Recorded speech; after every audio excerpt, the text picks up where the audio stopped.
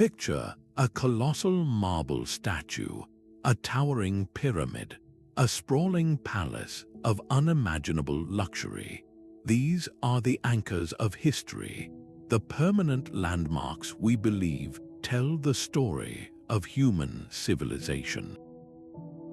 But what if I told you that some of the most ambitious, the most brilliant architectural feats ever conceived were designed with a single, ultimate purpose: to vanish?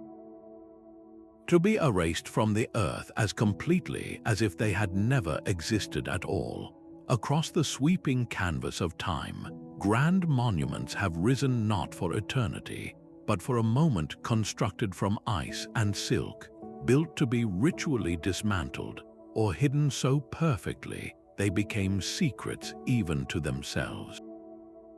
And when they disappeared, they took their creators with them, leaving behind a ghostly imprint on history and a single, haunting question: who were the geniuses who designed structures meant to be forgotten? This is the mystery of the architects of shadow. These were the unsung masterminds, the brilliant planners who operated not in the pursuit of legacy, but in the acceptance of oblivion. While their peers sought immortality in stone and mortar, these figures embraced transience as their core design principle. Their canvas was the ephemeral, their masterpiece was the act of disappearance itself. They built for kings who wanted to display power so absolute they could afford to destroy it, for spiritual leaders who saw profound truth in impermanence, and for generals who needed fortresses that were little more than elaborate mirages. Their stories are woven from forgotten blueprints, clandestine purposes, and the powerful societal forces that demanded such fleeting grandeur.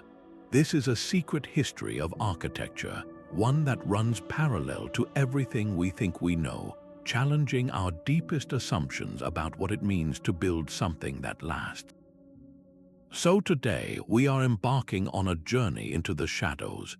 We will uncover the hidden legacies of these architects and the profound, often surprising reasons their magnificent creations were systematically erased.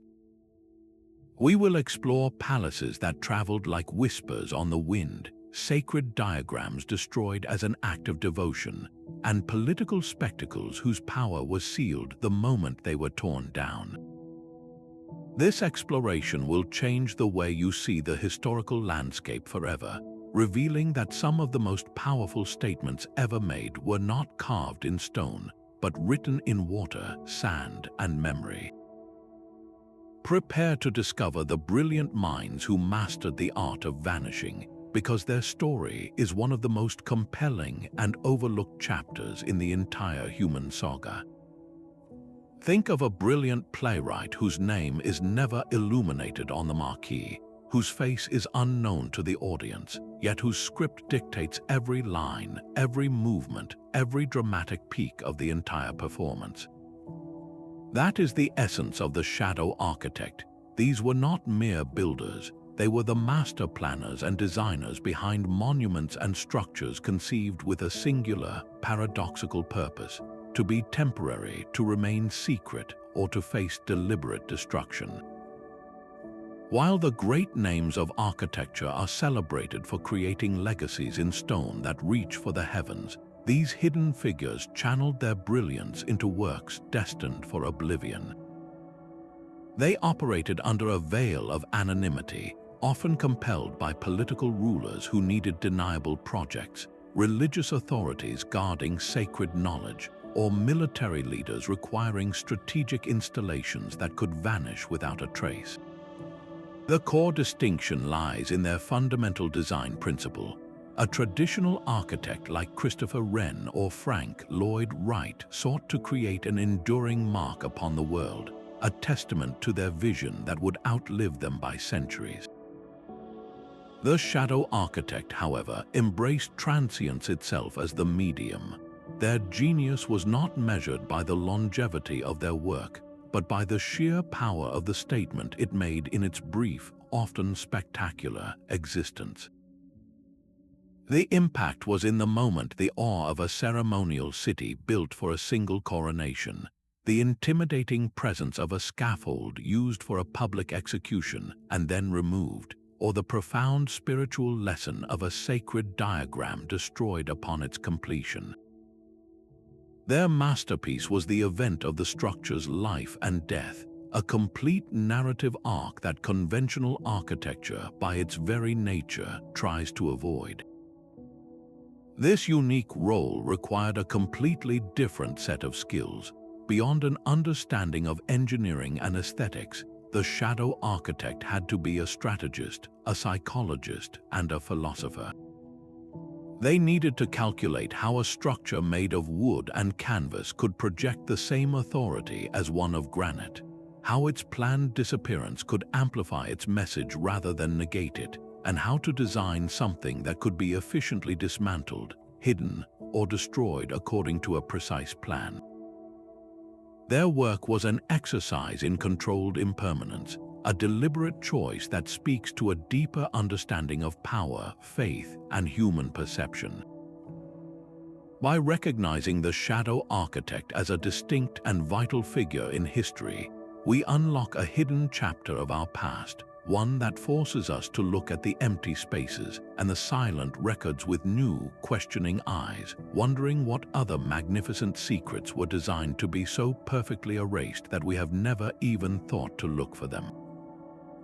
Consider the mindset of a ruler so powerful, so unimaginably wealthy, that they could command the construction of an entire palace of marble and gold for a single evening's feast, only to have it torn down the very next morning.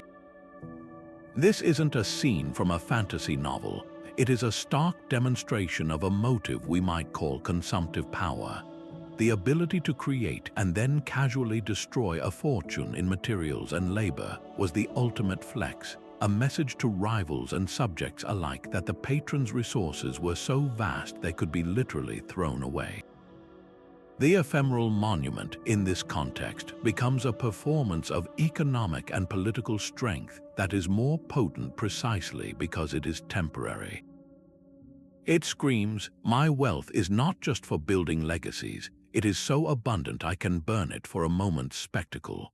This is the architectural equivalent of lighting a cigar with a $100 bill, a vulgar, unforgettable display of supremacy that a permanent structure could never convey with the same shocking immediacy. Beyond raw displays of wealth, impermanence served profound spiritual and philosophical purposes. In many cultures, the most sacred truths were considered too powerful, too pure, to be confined within a static, permanent vessel. Think of the intricate sand mandalas of Tibetan Buddhism, which we will explore in depth later. Their ritual destruction after weeks of painstaking work is a core part of their meaning, teaching the lesson of non-attachment and the illusory nature of the material world.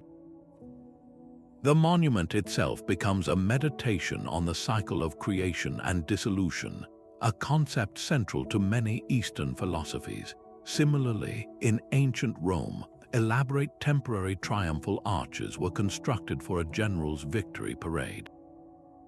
These weren't just celebratory, they were a controlled, symbolic narrative. The arch and the procession through it marked a specific, fleeting moment of glory before the general reintegrated into civil society. Its removal was as important as its erection, signaling that the time for extraordinary honors had passed. The structure's disappearance was an integral part of the civic and spiritual ritual.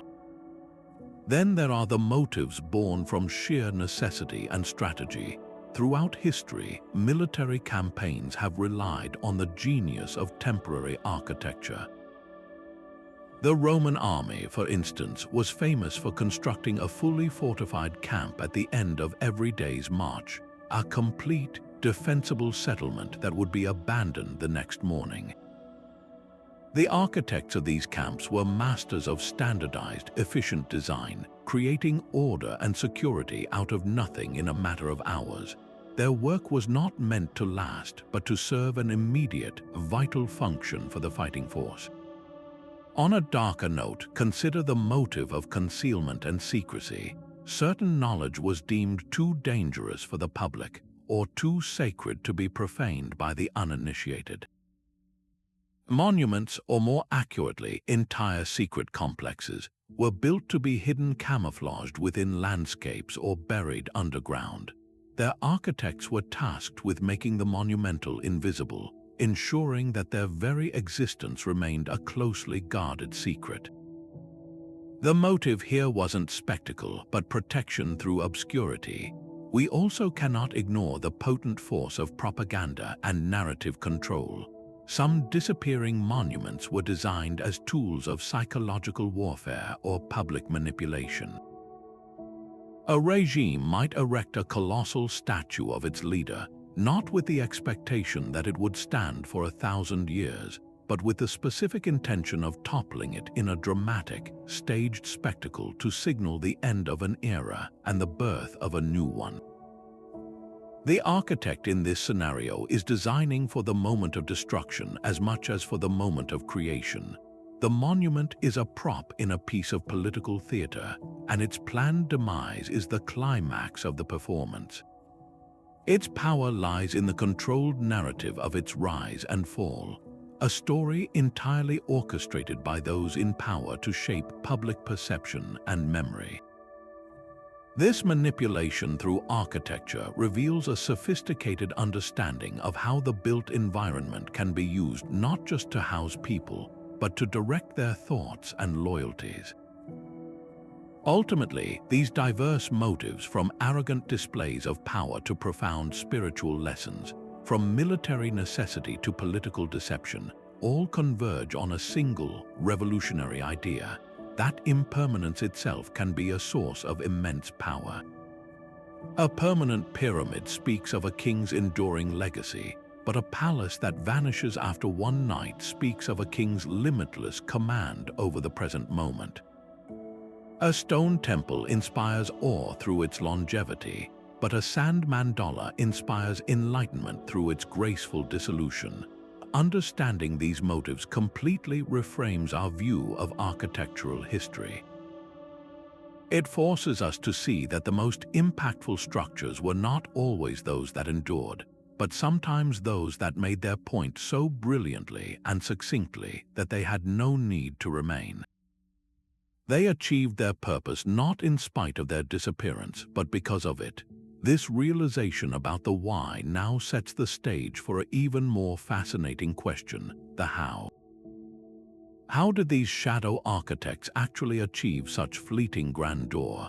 What were the specific methods and materials they used to bring their transient visions to life?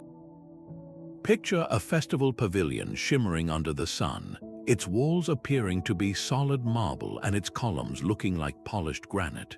But approach closer, and you discover the marble is actually painted canvas, the granite columns are expertly crafted wood, and the entire magnificent structure could be taken down, packed into wagons, and gone by the next morning. This is the first and most fundamental tool in the shadow architect's kit: the masterful use of temporary materials. Instead of fighting against decay, these brilliant designers embraced it, choosing substances that were inherently fleeting to build their monumental visions. They worked with ice that would return to water, sand that would scatter in the wind, wood joined without a single nail so it could be disassembled, and vast stretches of fabric painted to mimic the most permanent of stones. The choice was never an accident or a compromise. It was a core, calculated part of the design brief. The architect had to achieve a breathtaking visual impact, creating a sense of awe and grandeur that felt every bit as real as a stone cathedral, but do so with the full knowledge that their creation had an expiration date. This required a deep, almost intuitive understanding of material science under immense time pressure. They weren't just building something beautiful, they were engineering a powerful experience with a built-in timer.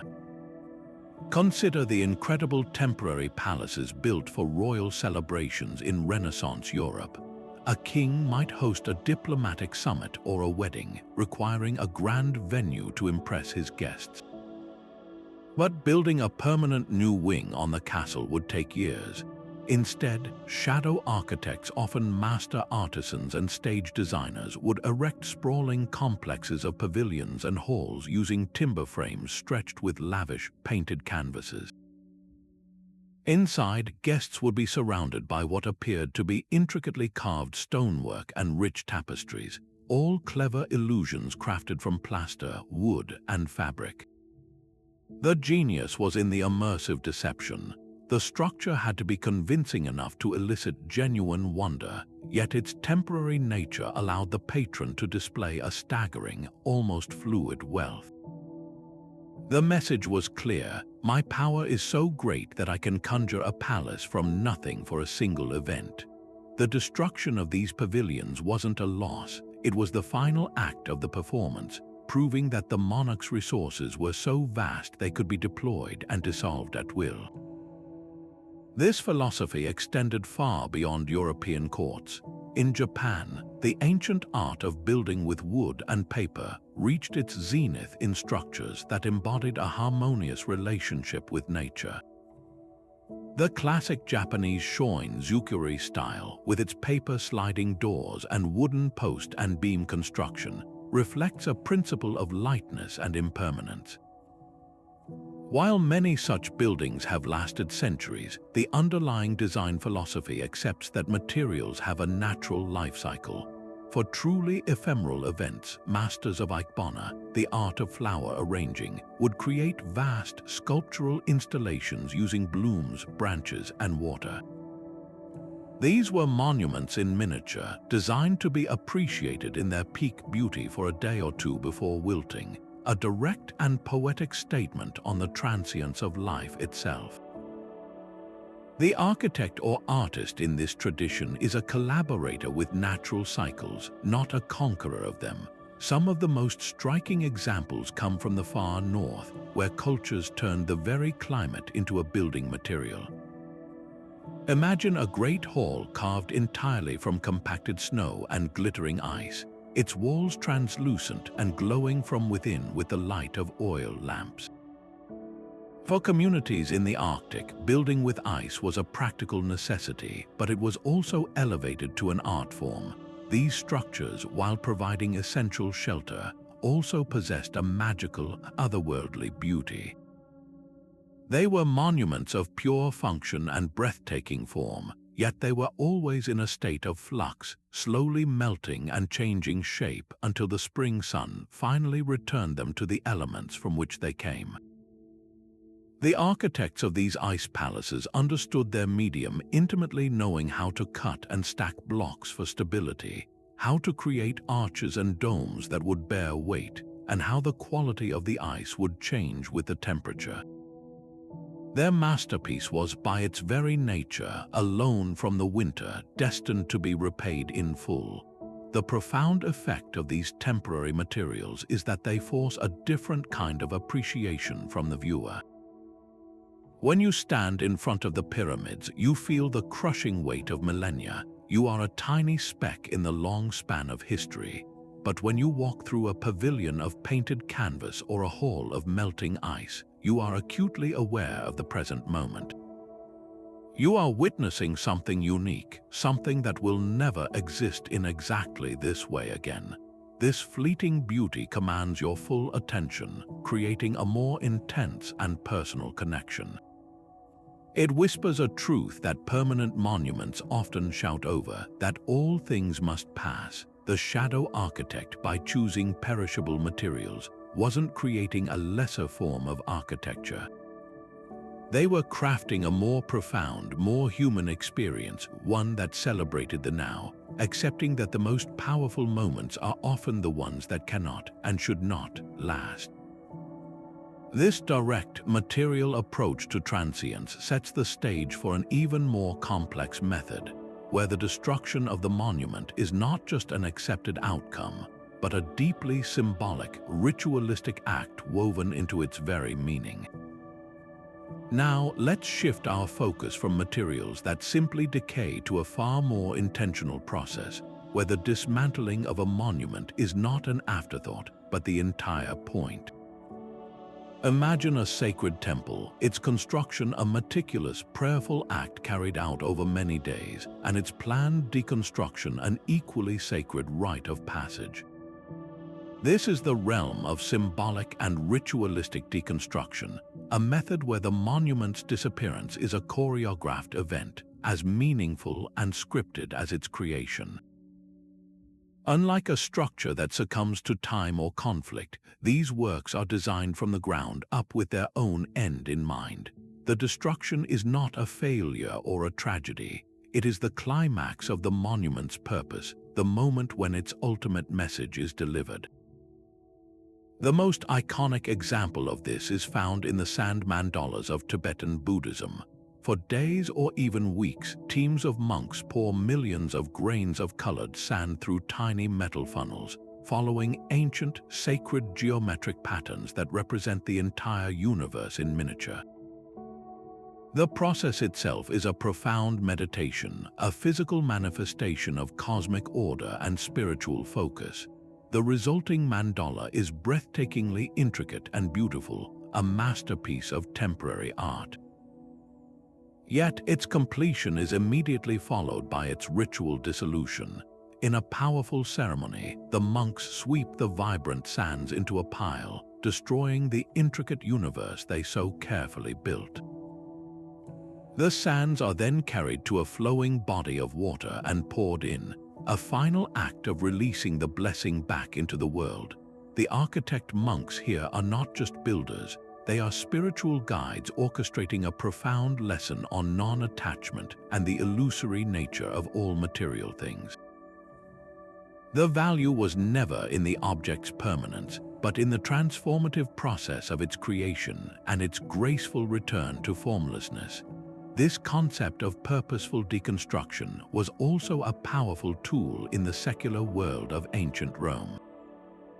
When a general achieved a significant military victory, the Senate might grant him a triumph, a massive celebratory parade through the streets of Rome.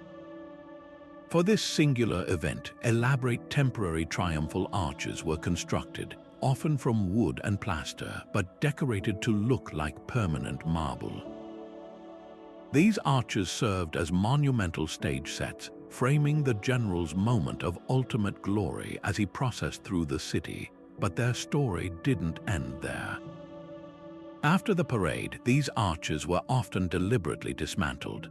Their removal was a crucial part of the civic ritual, a symbolic return to normalcy that signaled the general's reintegration into the political body of Rome. His extraordinary, godlike status for that one day was like the arch itself, a temporary honor. The architects of these temporary arches were therefore designing for a very specific narrative arc, understanding that the structure's disappearance was as vital to the story as its brief, glorious existence. This method fundamentally transforms the role of the architect. They are no longer merely a builder of static things, but a director of profound human experiences. Their blueprint must account for the emotional and symbolic weight of the dismantling process itself. How will the act of taking something apart reinforce its meaning? In the case of the mandala, the sweeping away is a lesson in enlightenment. For the Roman arch, the dismantling is a lesson in political humility and civic order. The architect's challenge is immense, to create something so visually and emotionally compelling that its deliberate destruction amplifies its message rather than negating it. This requires a deep understanding of ritual, psychology, and narrative. The architect becomes a storyteller, and the structure is the protagonist in a short, powerful story with a predetermined and meaningful end. This sophisticated manipulation of symbolism and public experience through design destruction connects directly to another, more overtly manipulative application of shadow architecture, its use as a tool of political power. Consider the political strategist who understands that a symbol's power can be most potent when its life is cut short. These shadow architects were not merely builders, they were stage managers for the grand theater of statecraft, working in the shadows to craft sets for the most dramatic performances of power. A ruler's authority often depends on the control of narrative, and what better way to control a story than to design its props, its climax, and its final curtain all at once? The dictator who commissions a giant statue of himself, knowing full well it will be pulled down in a year, is not investing in a legacy of stone. He is investing in a spectacle. The architect in this scenario faces a unique and chilling brief. They must design something that looks utterly permanent and imposing, instilling a sense of awe and perhaps fear, while simultaneously engineering it to fail in a very specific, visually satisfying way. The bolts must be just weak enough, the base just unstable enough, so that when the crowds pull on their ropes, the colossus falls with a definitive, crushing crash, providing the perfect photo opportunity for the new regime. This is architecture as a controlled explosion of meaning. This practice reaches back to the ancient Roman policy of damnatio memoriae, or the condemnation of memory, where the Senate would order the eradication of a disgraced emperor's likeness from public spaces. Statues were torn down, their faces chiseled away, and their inscriptions rewritten. While this was often a reactive punishment, the shadow architects working for new rulers would proactively design monuments with this eventual erasure in mind. They might use softer stones that were easier to deface, or create composite structures that could be easily disassembled and the materials reused, physically recycling the old regime's symbols into the foundations of the new. The architect had to be a master of both creation and planned obsolescence, building with one eye on the present message of power and the other on its inevitable, politically useful destruction. Beyond the toppling of statues, think of the vast, temporary cities built for political summits or national exhibitions. These are not just logistical projects, they are meticulously crafted landscapes of propaganda. The architect designs a sprawling complex of pavilions, each one telling a story of national prosperity, technological prowess, and cultural superiority. Every avenue, every facade, every interior is engineered to guide the visitor's perception and reinforce a specific political narrative. Then, after the world's media has captured the intended image, the entire city is dismantled. Its disappearance is as much a part of the statement as its existence. It says, "Our nation is so dynamic, so forward-thinking, that we do not need to cling to these physical testaments. We can build a metropolis for a season and then move on because our real power lies in our relentless progress, not in our static monuments." The temporary nature of the project itself becomes a symbol of modern, efficient, and flexible governance. The psychological acumen required for this work cannot be overstated. These architects needed to understand crowd psychology on a deep level. How does the scale of a temporary grandstand and make an individual feel small and part of a mass? How does the deliberate path through a propaganda exhibition manipulate a person's emotions and beliefs? They were designing emotional journeys as much as physical spaces. A well-designed temporary monument could forge unity, stir nationalist fervor, or direct public anger toward a specific, symbolic target. The architect, in collaboration with the regime, was effectively programming a social response, using the built environment to trigger predictable and useful public reactions. Their blueprint was a script for a collective experience, with the destruction of their creation serving as the cathartic final act.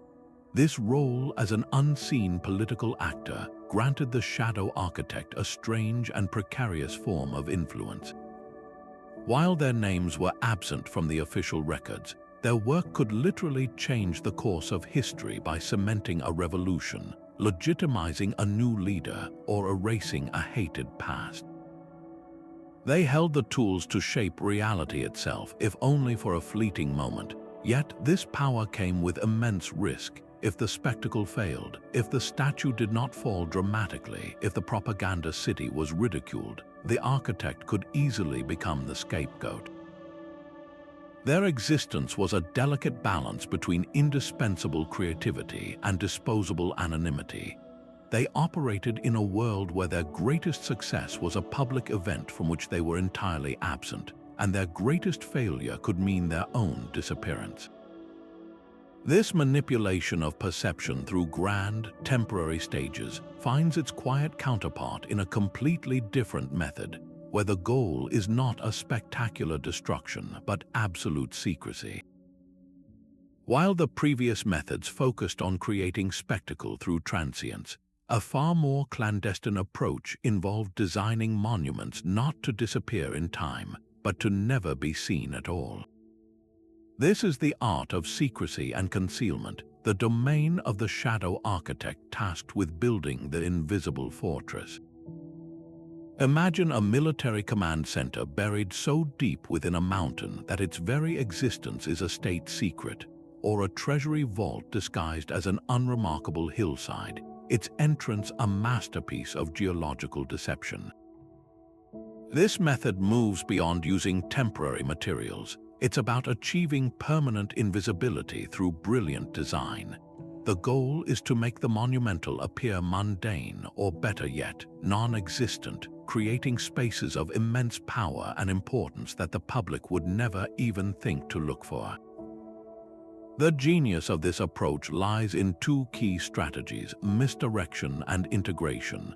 Misdirection is the art of the false front. Consider the concept of a safe house in a bustling city.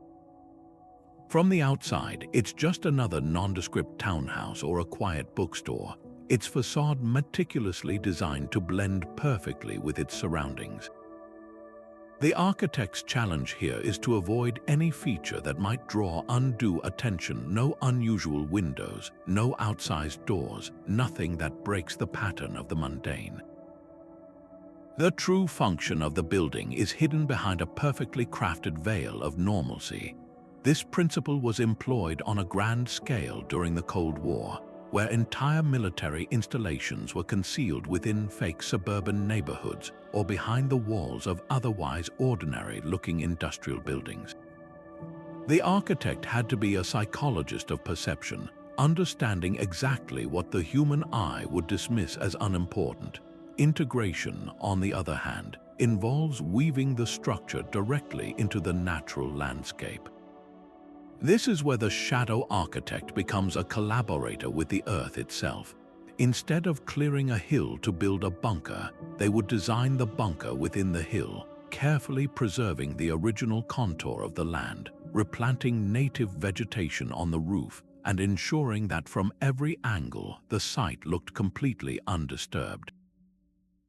The Japanese during World War II were masters of this, camouflaging entire airfields and gun emplacements in the jungles of the Pacific, using natural materials and clever landscaping to make them virtually undetectable from the air. The skill required was immense. It demanded a mastery of geology, hydrology, and botany to ensure the hidden structure remained stable, dry, and invisible for years. The architect's success was measured not by the beauty of their form, but by their ability to defy discovery. The purposes for such hidden architecture were as varied as the methods. Often, the motive was protection. Think of the ancient library archives and treasuries built into the hearts of mountains or beneath temple complexes, safeguarding sacred knowledge and vast wealth from invaders and the ravages of time. The architects of these spaces were guardians of civilization's most precious assets. Yet, the same techniques could serve more illicit ends: smugglers' tunnels, secret prisons, and clandestine meeting places for persecuted groups all relied on the principles of concealment. In these cases, the architect's work enabled survival, rebellion, or crime, their hidden passages and rooms providing a veil of safety for activities that needed to remain unseen by the authorities. The very same design that protected a king's gold could also hide a revolutionary's printing press. This practice of hiding in plain sight represents a profound philosophical shift. While most architecture seeks to declare its presence proudly to the world, the shadow architect of concealment practices a form of creative humility. Their greatest achievement is an absence of evidence. They leave no grand ruin for archaeologists to find, only subtle anomalies, a slight discrepancy in the landscape, a ventilation shaft where none should be, a historical document mentioning a project that left no visible trace. Their legacy is one of silence and secrets, a testament to the human capacity to build not for glory, but for absolute discretion. This intimate, almost symbiotic relationship with the environment, where a structure is designed to be consumed by its surroundings, naturally leads us to consider an even more poetic method, where the architect partners directly with the elemental forces of nature to ensure a monument's return to the earth. Now let's turn our attention to a method that is perhaps the most poetic of all, where the architect steps back and lets the earth itself take the lead. Imagine an altar not of stone but of carefully arranged river rocks, constructed at the precise spot where two powerful currents meet. The architect who designed this sacred site knew the annual spring flood was not a threat to be resisted, but a partner in the design. They built it with the full expectation that the raging waters would arrive, scatter the stones, and reshape the entire form. When the waters receded, the altar would be gone, only to be lovingly rebuilt the following year in a slightly different configuration, its existence a continuous, evolving dialogue with the river.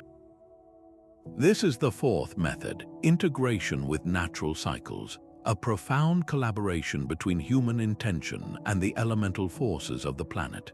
These shadow architects possessed a deep, almost sacred understanding of geology, hydrology, and ecology. They weren't trying to conquer nature with imposing seawalls or foundations dug deep into bedrock. Instead, they learned to read the landscape like a scripture, understanding its rhythms and moods. They knew which slopes were prone to landslides and designed ceremonial platforms that would gracefully slide into the valley below after their use. They understood the relentless march of desert sands and built shrines intended to be swallowed whole, becoming hidden time capsules for a future age to perhaps uncover. They even worked with the ocean, constructing intricate labyrinths of coral and stone in tidal zones, knowing that the sea's constant caress would slowly dissolve their work, returning the materials to the water from which they came. The architect's role here was that of a facilitator, setting a beautiful process in motion and then stepping aside to let nature provide the final and most important brushstrokes. This philosophy is vividly embodied by the ancient Anasazi, or ancestral Puebloan peoples of the American Southwest. Their magnificent cliff dwellings, built into sheer canyon walls, are often seen as monuments of permanence. But a deeper look reveals a more nuanced relationship. Many of their structures were constructed with sandstone blocks and mud mortar, materials sourced directly from their environment. When a site was abandoned, there was no effort to seal it against the elements. The architects understood that the desert sun, the rare but powerful rains, and the constant wind would eventually reclaim the buildings. The walls would crumble, the roofs would collapse, and the structures would slowly merge back into the cliff face. This wasn't viewed as a failure, but as a natural conclusion. The cycle of use and return was built into their very worldview. They were borrowing the Earth's materials for a time, with the understanding that they would one day be given back. This approach often carried immense spiritual significance, transforming architecture from a statement of ego into an act of devotion. In many indigenous cultures across the world, structures were built as offerings to the natural world. A prayer lodge made of young saplings and fresh hides was not meant to last for generations. It served its purpose for a specific ceremony, and then it was left to decay. The decomposition process was seen as a release of the spiritual energy contained within the structure, a gift back to the earth that had provided the materials. The beauty of the monument was not in its static form, but in its entire life cycle, its creation, its brief period of sacred use, and its gentle return to the soil. This stands in direct opposition to our modern obsession with preservation, where we fight entropy with every tool at our disposal, trying to freeze a moment in time forever. A powerful lesson from these shadow architects is one of humility and acceptance. They created beauty that was potent specifically because it was not forever. A cathedral made of ice glowing under the aurora borealis is breathtaking precisely because you know it will be gone by morning. A mandala of fallen leaves arranged on a forest floor carries a deeper meaning because the next gust of wind will scatter it. This method challenges our deepest cultural assumptions about legacy. We are taught that to build something that lasts is the ultimate achievement. But these architects ask us to consider a different path, that there is equal, if not greater, genius in creating something that knows exactly when and how to gracefully disappear, completing a sacred cycle rather than interrupting it with a permanent mark. This harmonious collaboration with nature's destructive power presents a starkly different vision from the deliberate, targeted, and often violent erasure we will explore next. But the most chilling form of shadow architecture goes far beyond the physical. It targets not the monument itself, but the very idea of it, launching a war on memory itself. This is the erasure of memory, a systematic campaign to obliterate a structure from the historical record so completely that it becomes a ghost, a whisper without a source. Imagine a conquering empire that doesn't just topple the statues of a defeated king. It methodically seeks out and destroys every inscription bearing his name, every royal chronicle that mentions his reign, and every portrait that captures his likeness. They go further, hunting down the master builders and artisans who served him, erasing their identities to ensure no one can ever reconstruct his legacy. The goal is not just victory on the battlefield, but a total and absolute victory over time, ensuring the vanquished culture is absorbed so completely that future generations will never even know it existed as something separate. This process is cognitive architecture in reverse. Instead of designing a space to create a specific memory or feeling, these shadow architects were tasked with designing for historical oblivion. Their creations had to be politically and culturally disownable. This meant muting any unique stylistic signatures that could be traced back to a particular school or individual. They avoided bold, innovative flourishes that would stand out in the archaeological record, instead producing work that was deliberately generic, almost anonymous. An architect in this position couldn't afford to be an artist with a recognizable hand. They had to be a technician, a ghostwriter in stone and mortar whose greatest skill was their own invisibility. Their innovations were hidden in plain sight, their genius diluted into the collective output of the state, leaving no thread for a future historian to pull on. We see this brutal practice throughout history, often as the final, crushing act of conquest. The ancient Egyptians, for instance, were masters of this. When a pharaoh like Hatshepsut, a powerful female ruler, fell from favor after her death, her stepson Thutmose III systematically ordered her name and image chiseled off every monument, every obelisk, and every temple wall she had built. Her magnificent mortuary temple at Deir el-Bahari, a masterpiece of design, was left standing, but its creator was surgically removed from it. The shadow architects carrying out this order had to be precise, removing her cartouches and statues while leaving the underlying structure intact, physically preserving the monument while murdering its memory. The success of this campaign was so profound that Hatshepsut was virtually unknown to history for millennia, her story only painstakingly reconstructed by modern Egyptologists. Similarly, the Roman practice of damnatio memoriae, the condemnation of memory, was a formalized version of this erasure. When the Senate declared an emperor an enemy of the state, his portraits were destroyed, his coins melted down, and his name scrubbed from public inscriptions. But this also extended to the architecture he commissioned.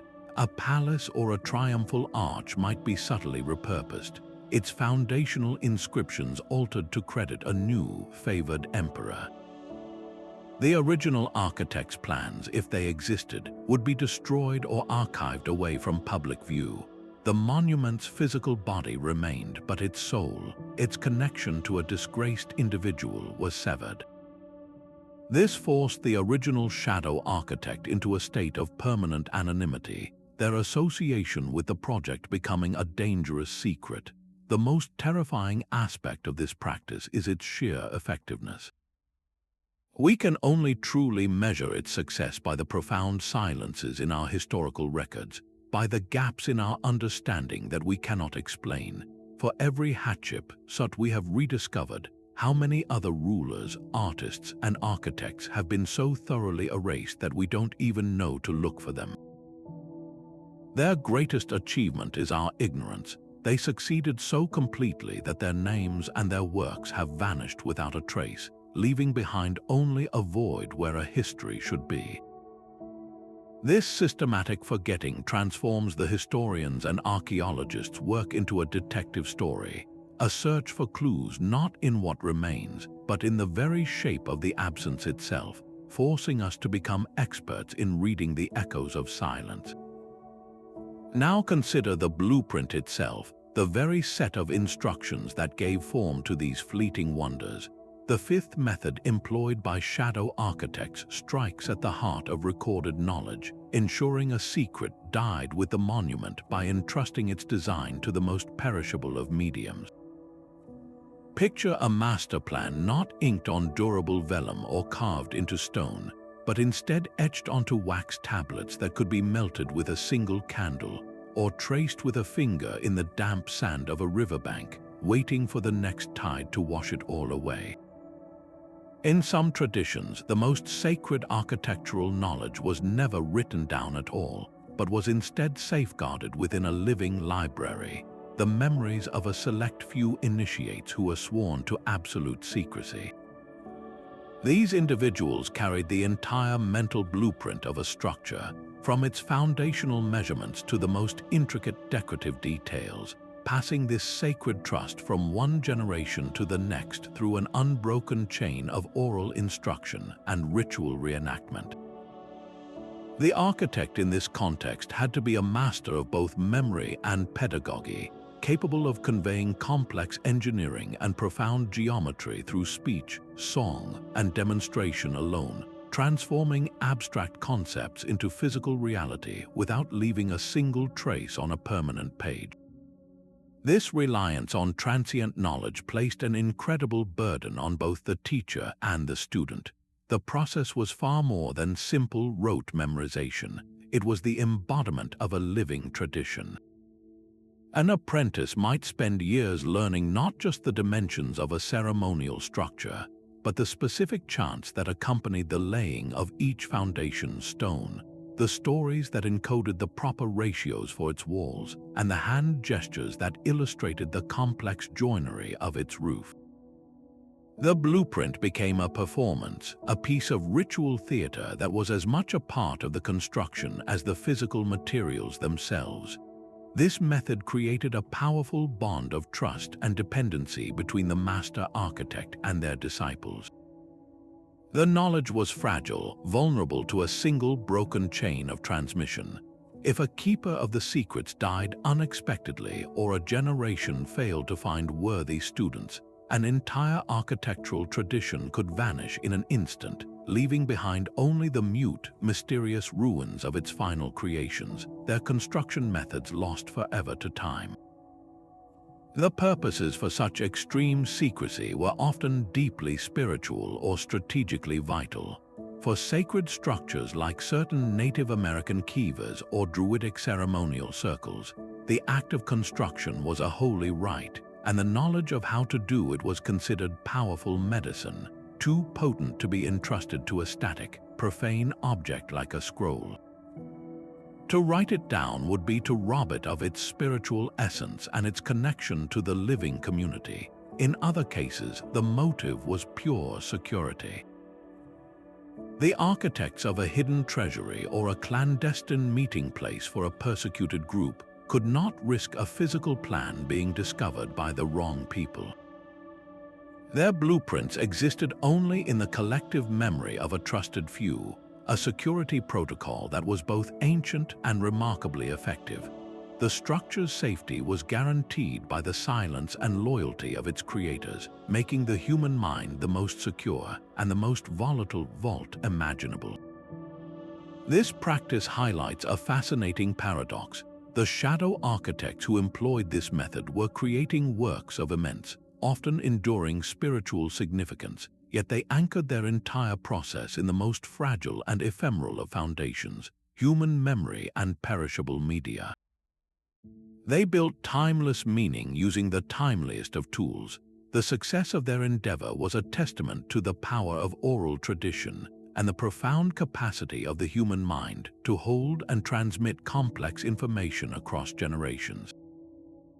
Yet, this very fragility is why so many of their stories are lost to us. For every tradition that survived, countless others were extinguished, their architectural genius dissolving into the silence from which it came, leaving behind only the ghostly impression of their faith and the monumental trust they placed in the power of the spoken word. Picture the vast, wind-swept steppes of Central Asia, an endless sea of grass under an infinite sky. Here, the great Khans of the Mongol Empire ruled over the largest contiguous land empire in human history, not from static castles of stone, but from magnificent, moving cities of fabric and wood. At the heart of this nomadic court were the orders, the legendary palace tents that were nothing short of architectural marvels on the move. These were not simple yurts or basic shelters. They were sprawling complexes of pavilions, audience halls, and private quarters that could be assembled into a scene of breathtaking luxury almost overnight, and then just as swiftly packed away onto a caravan of ox carts and horses, vanishing from the landscape as completely as a mirage. The sheer scale was staggering. Historical accounts like those from the Venetian merchant Marco Polo describe a great palace tent for Kublai Khan, so vast it could host dinners for thousands of guests, its interior lined with silks and furs, and its framework crafted from the most precious gilded woods. The anonymous engineers behind these portable palaces were shadow architects of the highest order, solving a set of problems that would stump most traditional builders. Their first and greatest challenge was structural stability. How do you create a building that feels solid and imposing, yet can withstand being taken apart, jostled across hundreds of miles of rough terrain, and reassembled over and over again? The answer lay in a genius system of modular, collapsible frameworks. They used a lattice wall structure known as a khana that could be folded like an accordion. These walls were then connected to a heavy, circular compression ring at the top, which supported the roof poles. The entire structure was held together under tension, wrapped tightly with ropes made from animal hair that would contract when wet, making the entire tent incredibly resilient against the powerful steppe winds. It was a masterpiece of prefabricated, tension-based engineering that balanced immense strength with unparalleled portability. Then came the challenge of climate control and luxury. The Mongol steppe is a place of extremes, blistering heat in the summer and bone-chilling cold in the winter. The architects ingeniously layered the walls of the ordu with thick felt made from sheep's wool. This natural material was a perfect insulator, keeping the interior cool in the summer and remarkably warm in the winter. But this functional core was then transformed into a symbol of immense power. The felt walls were covered on the inside with the most luxurious silks and brocades, often in vibrant colors and intricate patterns. The floors were layered with plush carpets and furs. Gilded wooden columns and panels adorned the Khan's private quarters, all designed to be broken down into transportable sections. The resulting effect was profound. Inside, you were surrounded by opulence that rivaled any European castle or Chinese palace. Outside, it was a simple, mobile shell. This duality was the entire point. It projected a power so confident and self-contained that it could carry its own grandeur anywhere. The logistical symphony of moving an entire capital city was perhaps the ultimate testament to the shadow architect's planning. A single Khan's ordu required hundreds of carts for transport, each carefully loaded in a specific order for efficient setup. The architects had to design not just the tents but the entire system of their mobility. They planned the layout of the camp, the order of the caravan, and the precise roles for the thousands of workers who handled the disassembly and reassembly. When the caravan stopped, the establishment of the court was a well-rehearsed performance. The great pavilion would rise first, followed by the tents of wives, officials, and soldiers in a precise hierarchical order.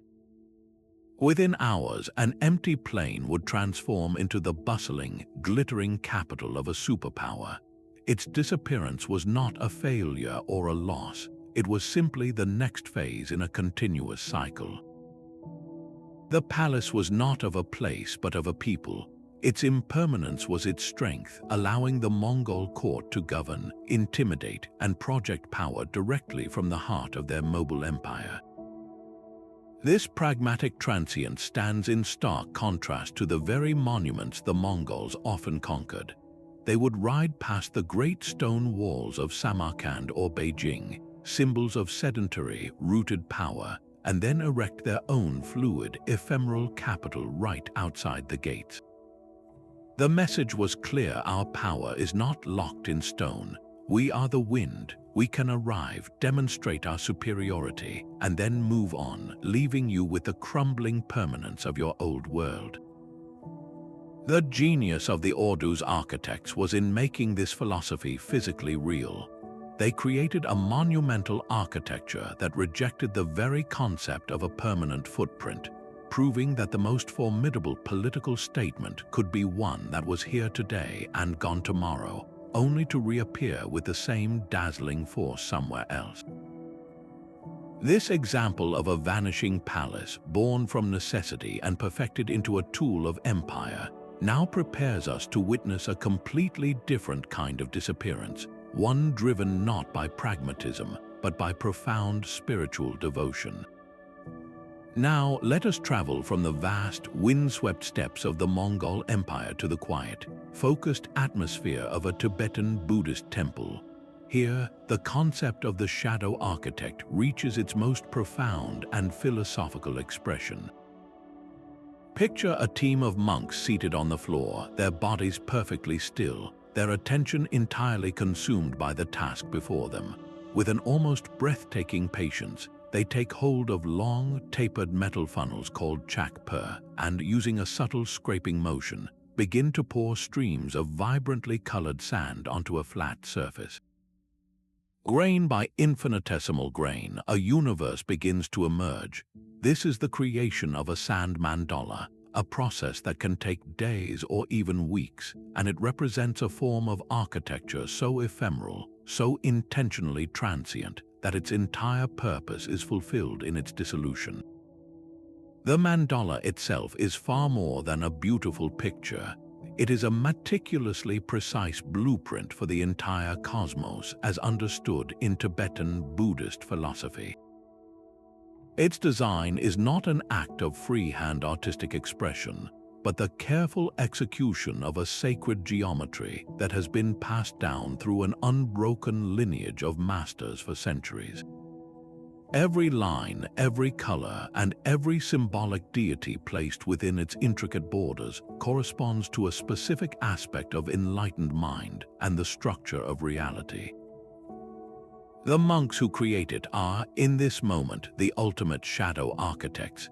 They are working from a spiritual blueprint that dictates the exact proportions and placement of every element, constructing a multidimensional palace of wisdom, not from stone and mortar, but from crushed marble and semi-precious stones dyed in brilliant hues. Their monument is a map of a perfected state of consciousness, a guide to enlightenment rendered in a breathtakingly fragile medium. The true genius of this architectural tradition, however, lies not in the breathtaking complexity of the finished product, but in the transformative process that surrounds it. The weeks of painstaking work are themselves a deep, sustained meditation. Each movement of the hand, each placement of a grain of sand, is an act of mindfulness and concentration. The monks are not just building a symbolic universe, they are internalizing its principles, embodying the order, balance, and compassion that the mandala represents. The construction is a spiritual discipline, a way of purifying the mind and aligning oneself with the cosmic order. The value of the monument is not in its endurance as a physical object, but in the positive energy and focused intention poured into its creation by its architects. Then comes the climax of the entire project, the moment that defines it as a masterpiece of shadow architecture. Once the final grain of sand is placed and the magnificent, multi-colored universe is complete, the monks pause for only a brief moment of contemplation. Then, in a ceremony that is both shocking and deeply moving to the uninitiated, they deliberately destroy their own work. With a single sweep of a hand or a ritual implement, the entire intricate cosmos is brushed into a chaotic pile of mixed colors. The weeks of meticulous labor are undone in a matter of seconds. This act of ritual deconstruction is not an act of nihilism or disrespect. It is the most powerful lesson of all, a visceral, unforgettable teaching on the core Buddhist principle of non-attachment to the material world. The mandala's destruction is a dramatic demonstration that all phenomena, no matter how beautiful, intricate, or seemingly permanent, are transient. They arise, they have their moment, and they pass away. Clinging to them is the source of suffering, and releasing them is the path to liberation. Finally, the collected sands, which now hold the concentrated blessings and positive energy of the entire ritual, are carried to a flowing body of water, a river or a stream, and poured in. This final act disperses the mandala's spiritual power throughout the world, a blessing offered for the benefit of all living beings. The cycle is now complete. The architects have designed, built, and then gracefully dismantled their monumental offering. Nothing physical remains. There is no ruin to visit, no relic to preserve in a museum. The entire legacy of their work exists solely in the minds and hearts of those who witnessed the process, and in the subtle, positive shift in the world's energy. This is shadow architecture in its purest spiritual form, where the architect embraces the role of the destroyer not as a vandal, but as a liberator, teaching us that the most profound structures are those that leave no trace other than the wisdom they impart. Yet this profound embrace of impermanence often placed sacred traditions on a direct collision course with a very different worldview, one that saw the landscape as something to be conquered, marked, and controlled forever. This is the deep and fundamental clash between the sacred and the secular, a conflict not merely of territory but of time itself. Imagine a quiet, ancient grove considered holy by a local tribe, a place where temporary altars of stacked stones and woven branches are rebuilt with each season. Now picture the relentless advance of a Roman legion. its engineers laying down the straight, unyielding line of a stone-paved road, a permanent declaration of imperial power that cuts directly through that sacred space. The two philosophies could not be more opposed. For the indigenous shadow architect, the grove's power was in its living, cyclical nature. The decay of the old altar and the creation of the new was a ritual that honored the earth's rhythms. For the Roman engineer, that same cycle looked like chaos and disorder, something to be overridden with the disciplined, eternal permanence of cut stone and mortar. This philosophical divide reveals a starkly different understanding of what a monument is meant to do. The sacred shadow architect, whether a Tibetan monk or a Native American shaman, designs spaces to facilitate a spiritual experience. The physical structure is a temporary vessel for a timeless truth, and its dissolution is a necessary part of its meaning. Its power lies in its spiritual resonance, a resonance so potent that the actual building becomes almost incidental, a fleeting focus for an eternal connection. In contrast, the secular state architect, whether building a Roman triumphal arch or a modern government plaza, is engaged in an act of political assertion. Their monuments are built to project power, to dominate the landscape, and to send a message of unshakable control to both the current population and to generations yet unborn. For them, permanence is the entire point. A crumbling wall is a sign of a failing state. A weathered inscription is a loss of authority. Their architecture screams, "We are here and we will always be here," directly challenging the sacred whisper that says, "All things must pass." The result of this clash was, and often still is, the forced disappearance of the sacred and temporary. When the Roman road plowed through the grove, it wasn't just destroying a few sticks and stones, it was systematically erasing a spiritual technology. The empire's lasting structures physically overwrote the sacred sites, much like a new operating system overwrites the code of an old one. The meaning of the place was lost, not through natural decay, but through deliberate replacement. The sacred grove became a memory, then a legend, and then forgotten altogether, its purpose buried under tons of gravel and the relentless traffic of commerce and legions. This was more than just conquest. It was a form of ideological landscaping, where one vision of reality was physically imposed upon the land, silencing another. We can see echoes of this ancient conflict playing out in our modern world. Consider the ongoing tensions when a new highway expansion or a mining project is slated for land that indigenous groups hold sacred. The corporations and government agencies see undeveloped land, a resource to be utilized for permanent economic progress. The local communities see a living landscape imbued with spiritual significance, often with sites of temporary ceremonial use that are invisible to the outsider's eye.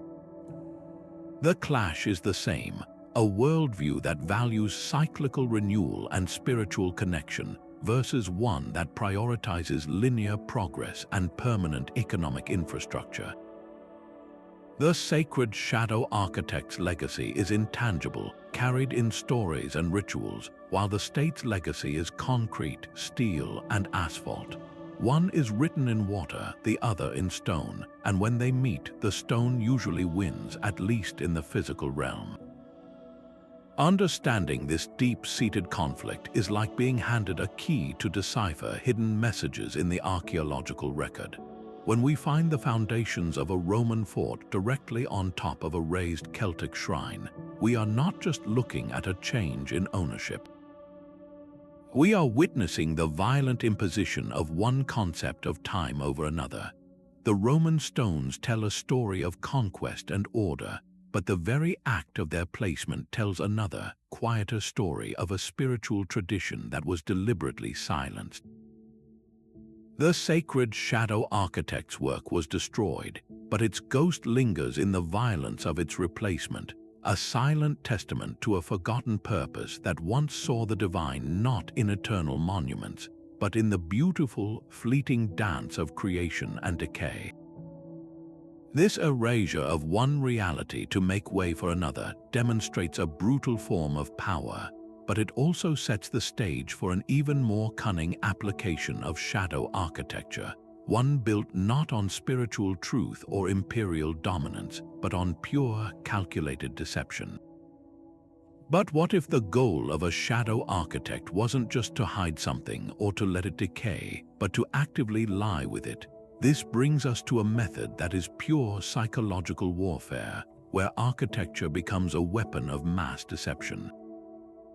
Imagine a sprawling city on the frontier of a vast empire, its walls appearing formidable from a distance, its streets laid out in a grand, logical grid.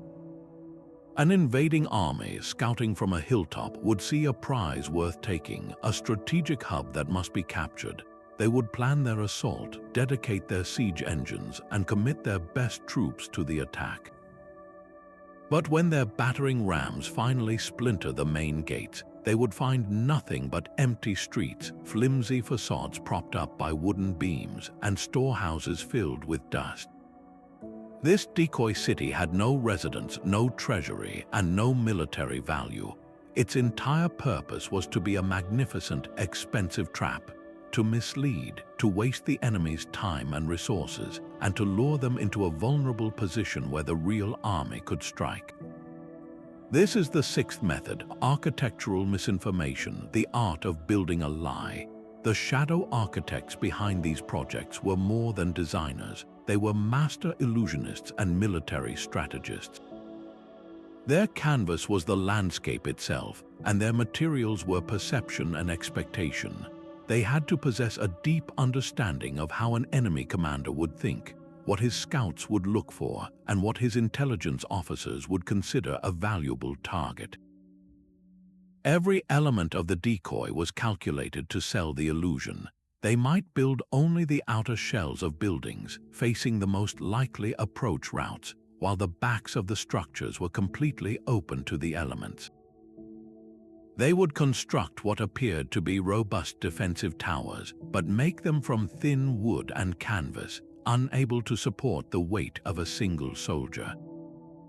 They might even light cooking fires at night and create sounds of activity to mimic a thriving population, all while the real city and its army were safely hidden miles away, perhaps in a secluded valley or behind a range of hills. The success of the entire campaign could hinge on the architect's ability to create a convincing fiction. One of the most ambitious historical examples of this comes from World War II, with the incredible story of the Ghost Army. This was a special unit of the United States Army, officially known as the 23rd Headquarters Special Troops, and it was composed not of infantrymen, but of artists, engineers, sound technicians, and radio operators. Their mission was pure architectural and sonic deception, using inflatable rubber tanks, trucks, and artillery pieces that looked astonishingly real from just a few hundred yards away. They could conjure an entire armored division out of thin air. They would set up these dummy encampments complete with fake command posts and laundered uniforms hanging on lines, but their deception went even further. They employed massive sound trucks carrying state-of-the-art wire recorders to blast the audio of troop movements, tank engines, and construction noises, creating a sonic landscape that perfectly sold the illusion of a massive force preparing for action. Their shadow architecture was so effective that it repeatedly fooled German intelligence, diverting enemy units away from the locations of actual Allied assaults and saving countless lives. The architects of this deception were modern-day wizards, using illusion not of stone but of rubber and recorded sound to manipulate the battlefield. This practice of building a lie extended beyond the battlefield to the highest levels of state security. During the Cold War, the Soviet Union became a master of this craft, building entire fake cities and factories to mislead Western spy planes and satellites. One famous example was a decoy airfield constructed near a real strategic bomber base. From the air, it appeared to have fully functional runways, hangars, and even parked aircraft. But upon closer inspection by a spy satellite, the runways might have been just painted concrete, unable to support the weight of a real plane, and the aircraft were cleverly constructed wooden mock-ups. The goal was to force the enemy to waste its limited reconnaissance resources and, more importantly, its precious missiles on worthless targets. If a nuclear-first strike was launched, the decoy city would hopefully absorb a warhead meant for a real industrial center. The shadow architects designing these sites had to think in 3 dimensions, anticipating the angle of a satellite's pass or the flight path of a U-2 spy plane. Their work was a deadly game of chess played on a continental scale, where the stakes were the survival of entire cities. What makes this method so fascinating is the peculiar genius it demands. The shadow architect of misinformation must be a brilliant reverse engineer.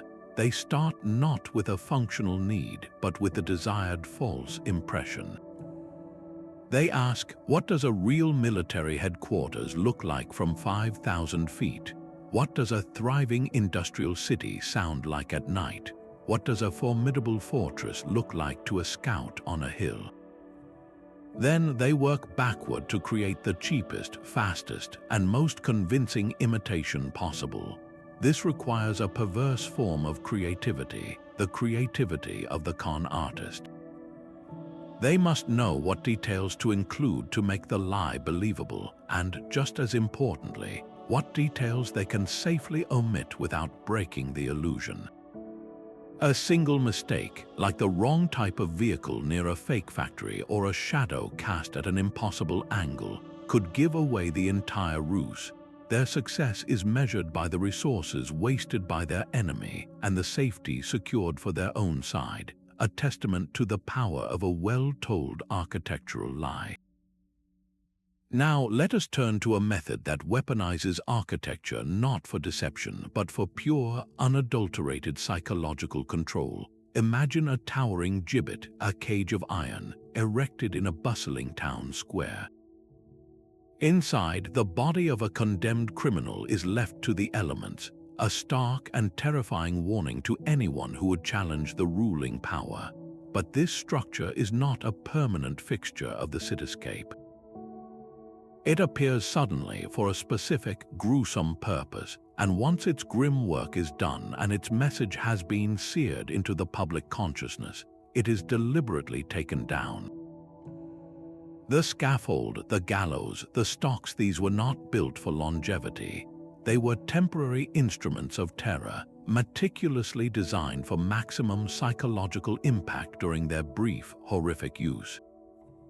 Their removal was a calculated part of their function. By vanishing, they prevented the public from becoming desensitized. The threat remained fresh, potent, and unforgettable precisely because it was not always visibly present, but could descend upon the community at any moment. The shadow architects who designed these grim machines were masters of dread. Their creativity was channeled into a chillingly specific brief: to engineer devices for execution, humiliation, and public display that were as psychologically effective as they were physically temporary. They were not just building structures, they were engineering fear itself. Every element was calculated. The height of a gallows ensured the hanging body would be seen from a distance. The design of the stocks forced the offender into a posture of submission and vulnerability, exposed to the ridicule and projectiles of their neighbors. The strategic placement in the most public square guaranteed the largest possible audience, turning punishment into a communal theater of power. These architects understood a fundamental truth of human psychology, that a punishment's power could be magnified by its staged and fleeting nature. A permanent gibbet with a skeleton perpetually dangling from it might eventually fade into the background, becoming just another part of the urban furniture, ignored by the locals. But a scaffold that appears overnight, hosts a dramatic execution at noon, and is gone by sundown, that transforms the punishment into a singular, terrifying event. The spectacle, precisely because it was temporary, commanded undivided attention and left a searing memory. Consider the practice of public executions throughout history, from the town squares of medieval Europe to the guillotine stages of revolutionary France. The architects of these temporary platforms were, in effect, stage designers for the ultimate morality play. They had to consider sightlines, acoustics so the condemned's last words or the official's proclamation could be heard, and even the flow of the crowd. The goal was to create an immersive experience of authority and terror. The guillotine itself is a prime example of this dark design philosophy. Its sleek, efficient, and almost clinical appearance was meant to depersonalize the act of execution, making it a mechanical, unstoppable force of the state. Its temporary installation in prominent locations like the Place de la Révolution in Paris turned the city into a theater of state power, where the central stage could be assembled, used, and disassembled with brutal efficiency, its very mobility a symbol of the revolution's relentless and pervasive reach. This grim application of temporary architecture forces us to confront the personal toll on the individuals behind these designs. What was it like to be the architect, the engineer, whose skill was commandeered for such a dark purpose?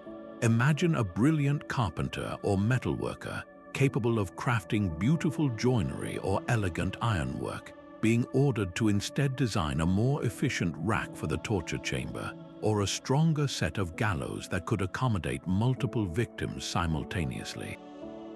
They faced a profound moral dissonance, a conflict between their creative drive and the horrific end use of their talents. For some, it may have been just a job, a way to provide for their family under a repressive regime. For others, it might have been a source of deep psychological distress, knowing that their ingenuity was being used to inflict pain and death, and that their professional legacy was not a beautiful cathedral or a graceful bridge, but a machine of suffering. They were denied not only public recognition, but also the basic satisfaction of creating something of lasting beauty or utility. Their greatest work was, by its very nature, meant to be an instrument of control, its success measured in the terror it inspired and the lives it ended. This silent, psychological burden is the unmarked grave of these shadow architects, a haunting reminder that the human cost of such structures extended far beyond the condemned to touch the very hands that built them.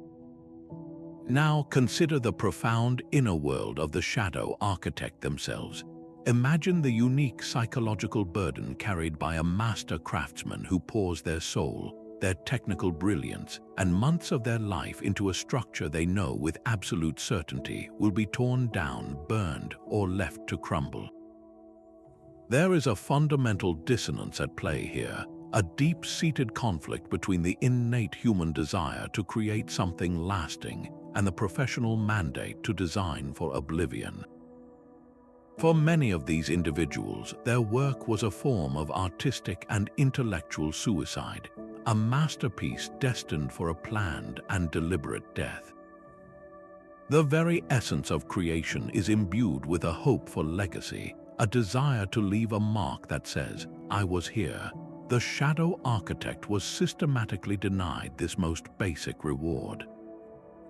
While a cathedral builder could walk away knowing their work would shelter and inspire generations, the architect of a temporary palace or a propaganda statue knew their greatest achievement was on borrowed time, its existence measured in days or even hours. This could foster a deep-seated frustration, a sense that their genius was being used and then discarded as callously as the monuments they built. This emotional toll was often compounded when the work itself was ethically compromising. Think of the engineer in a totalitarian regime, ordered to design a more efficient prison or a more terrifying instrument of public execution. Their technical skill, which could have been used to build bridges or hospitals, is instead channeled into creating machines of control and suffering. They become a cog in a system of oppression, their creativity weaponized against their fellow human beings. The moral weight of such a task is immense. How does one reconcile the pride of solving a complex structural problem with the horrifying knowledge that their solution will be used to inflict pain or enforce tyranny? Some may have compartmentalized, focusing solely on the technical challenge as a way to survive mentally. Others may have been true believers, seeing their work as a necessary service to the state. But for those with a troubled conscience, the work would have been a constant source of inner conflict, a silent scream buried beneath calculations and blueprints, their professional success forever tainted by its grim purpose. In response to this psychological pressure, we sometimes find evidence of a quiet rebellion, a hidden signature etched into the very fabric of the work.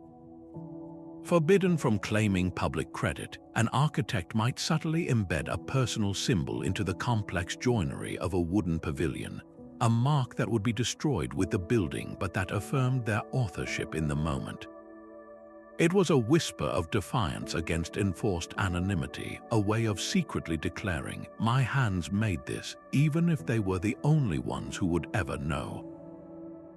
This act wasn't for fame or posterity. It was an act of personal sanity, a way to reclaim a sliver of identity and agency within a system that sought to erase them.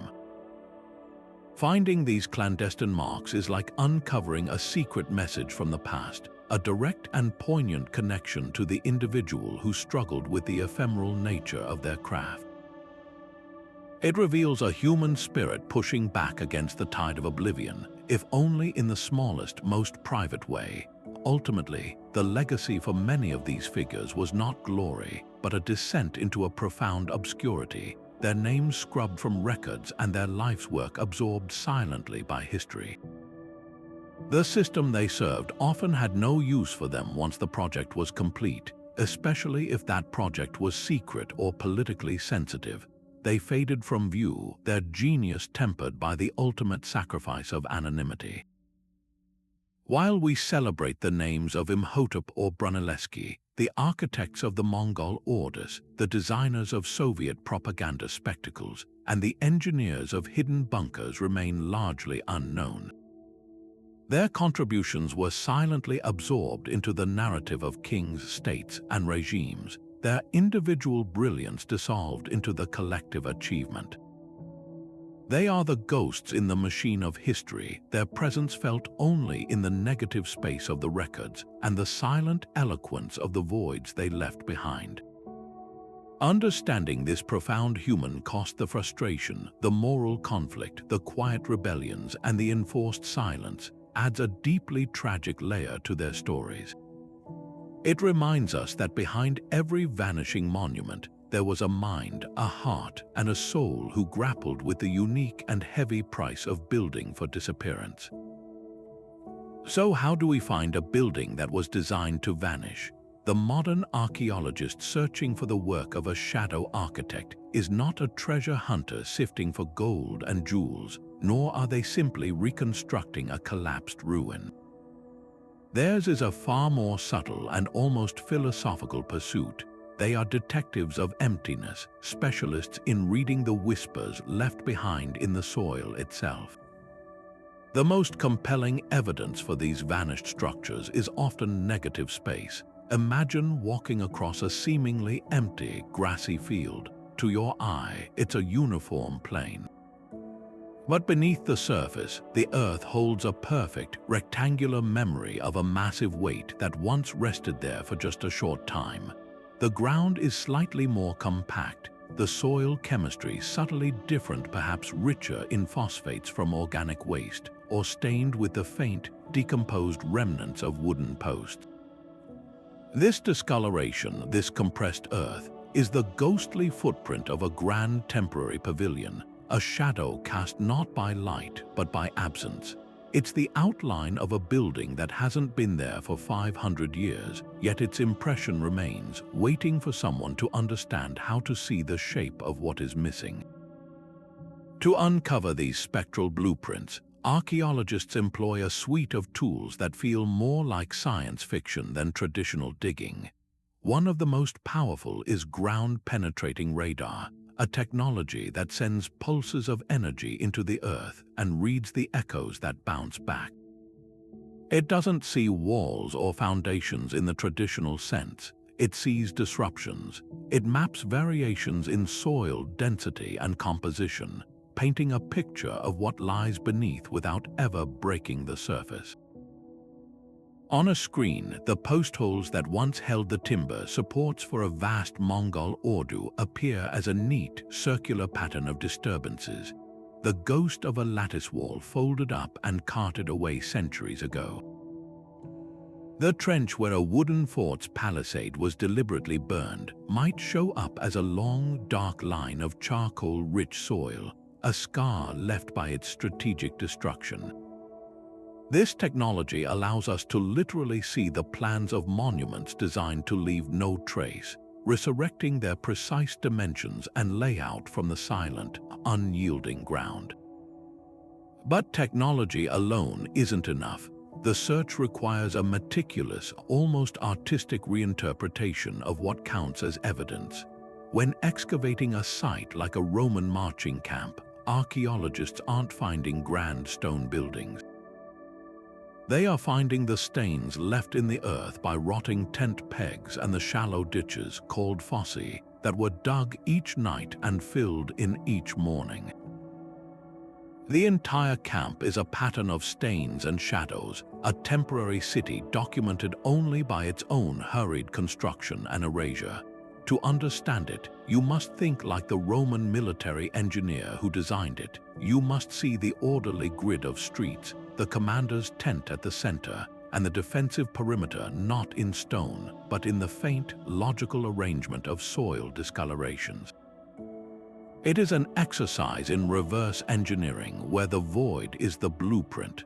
The archaeologist is piecing together a puzzle where most of the pieces have not just been lost, but were designed to disintegrate, leaving only their faint, earthly impressions behind. This forensic approach extends beyond the immediate site to the fragile pages of history. Sometimes, the only clue that a magnificent ephemeral structure ever existed is a single, offhand comment in a chronicle or a passing sketch in a traveler's diary. An account might mention the silk pavilions of a passing king, or a diary might describe the ice palace built for a winter festival, giving archaeologists the crucial hint of what to search for in the soil. These textual ghosts are as important as the physical ones. A description of a ritual deconstruction can explain why a sacred site shows no evidence of violent destruction, only a careful, respectful dismantling. A record of a political spectacle can clarify why the foundation trenches for a massive statue are found, but no fragments of the statue itself. It was taken down intact and stored away or melted down for reuse. By cross-referencing these fleeting mentions with the physical evidence of stains and voids, historians and archaeologists can perform a kind of resurrection, giving form and story back to the shadows, pulling the architect's intended vision from the grip of oblivion and allowing us, for a moment, to stand in the footprint of a palace that was never meant to be remembered. Now let's consider the blueprint itself, not as a permanent document, but as a whisper, a set of instructions entrusted to the most fragile and temporary of mediums. This is the eighth method of the shadow architect, the use of the ephemeral record. Imagine the master plan for a sacred temple or a hidden treasury, written not on durable vellum, but on thin sheets of birch bark that could crumble to dust with the next change in humidity. Or picture the building accounts for a king's temporary palace, carefully inscribed on clay tablets that were never fired in a kiln, their destiny to be simply broken down, mixed with water, and recycled into new tablets for the next project. In some traditions, the most vital architectural knowledge was never written at all, but was instead woven into the fabric of an oral epic, a song, or a ritual chant, passed from one generation of master builders to the next through memory and performance alone. The record of the monument was as transient as the monument itself. This approach was a deliberate double-edged sword. On one hand, it was the ultimate security protocol. By committing a design to birch bark or an unfired clay tablet, a shadow architect ensured that the secret of their work was protected. A captured scroll on durable parchment could betray the location of a hidden fortress or the engineering secrets of a ceremonial structure. But a record on a perishable medium could be easily destroyed in a moment of danger, or would simply return to the earth on its own, taking its secrets with it. Oral traditions were even more secure. The blueprint existed only in the minds of a trusted few, immune to seizure or espionage. This method allowed rulers and religious orders to commission grand, secret projects with the confidence that the knowledge of how they were built would not fall into the wrong hands or outlive its political usefulness. Yet, this very strength was also a profound vulnerability, creating a legacy balanced on a razor's edge. The shadow architect's work was now hostage to the fragility of its own documentation. A single house fire, a burst water pipe in a library, or a termite infestation could wipe out the only written account of a magnificent ephemeral palace. A flood could dissolve a library of scrolls, erasing not just one monument, but an entire architectural tradition in a single, muddy cataclysm. For oral traditions, the risks were even greater. A plague that decimated a village, a violent change in dynasty that persecuted a specific group of artisans, or simply the failure of one generation to find a worthy apprentice could sever the chain of memory forever. The knowledge, painstakingly refined over centuries, would vanish in the space of a single lifetime, leaving behind only the mute, mysterious ruins of its final creations, their purpose and method of construction lost to time. This reliance on the most precarious forms of memory means our historical understanding is permanently skewed. For every vanished monument we know about from a surviving, fragile fragment, a single birch bark scroll discovered in a dry cave, or a lone clay tablet that was accidentally fired and preserved, we must assume there were countless others that have disappeared without a whisper.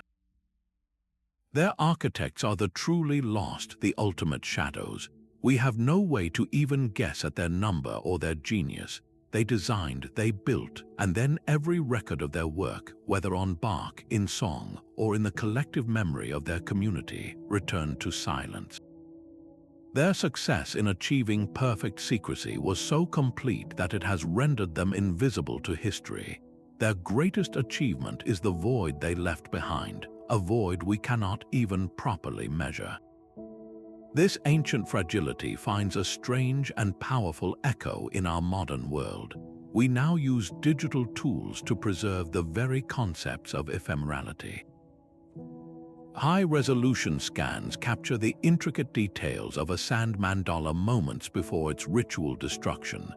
Three-dimensional digital models are created of pop-up art installations and temporary urban landscapes, preserving their form long after the physical materials have been recycled or discarded. We are, in a sense, using the most permanent media we have, cloud servers and digital code to document and honor the philosophy of impermanence. Yet this creates a new kind of ephemeral record. Digital files can become corrupted, storage formats can become obsolete, and online platforms can vanish, taking their archives with them. The modern shadow architect, whether an artist or a digital designer, now faces a similar paradox, creating a permanent digital ghost of a work that was meant to be experienced only in the fleeting present, ensuring that the echo of their temporary masterpiece doesn't itself vanish into the digital void. The philosophy of the shadow architect is far from a relic of the past. It has simply migrated from the physical world to the digital realm, finding a powerful new expression in our hyper-connected age. Consider the fleeting existence of a viral social media post. It is meticulously crafted: the perfect image, the clever caption, the strategic hashtags, all designed to capture the collective attention for a spectacular, yet brief, moment. It trends, it dominates conversations, and then, almost as quickly as it appeared, it is buried by the relentless tide of new content, vanishing from the main stage of our feeds. This digital ephemera is the direct descendant of the sand mandala. Both are engineered for maximum impact within a strictly limited time frame, their value derived not from longevity, but from the intensity of their moment in the sun and their graceful acceptance of a predetermined obsolescence. Today's shadow architects are a diverse and often unseen workforce. They are the event planners and production designers who conjure entire pop-up cities for massive festivals like Burning Man or Coachella.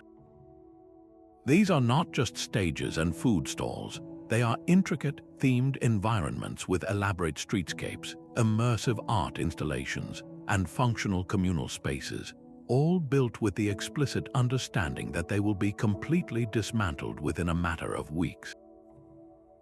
The materials may be modern scaffolding, shipping containers, and LED screens, but the core challenge is ancient: how to create a profound sense of place and community, a temporary utopia, knowing that its entire physical reality is on borrowed time. These architects design for an experience, for the memory of a magical weekend, rather than for a permanent monument. In the realm of software, user experience designers act as shadow architects for the digital landscape. They craft interfaces for disposable apps, those created for a single marketing campaign, a specific election, or a short-lived cultural moment. Their genius lies in creating an intuitive and engaging journey that feels seamless and valuable, even though the entire digital structure may be decommissioned and erased from app stores within a year or even a month. Similarly, artists are now working with augmented reality, creating stunning virtual sculptures that can only be viewed through a smartphone screen when standing in a specific location. Passers-by can witness a dragon coiled around a historic building or a waterfall cascading down a city street, but the moment they look away or the app is shut down, the artwork ceases to exist in that space. The monument is made of pure information, a ghost in the machine, leaving no physical trace behind. These modern creators grapple with the very same philosophical dilemmas that haunted their ancient counterparts. How do you pour your creative soul into a project that you know is not meant for posterity? How do you find meaning in work that is designed to be transient? There is a certain liberation in this impermanence, a freedom to experiment and take risks that isn't always possible when building for centuries. But there is also a poignant sense of loss, a quiet acknowledgement that your labor, no matter how brilliant, will soon be part of the digital or physical landfill. The pop-up city becomes a memory, the disposable app fades into obscurity, and the augmented reality sculpture exists only in a handful of screen recordings.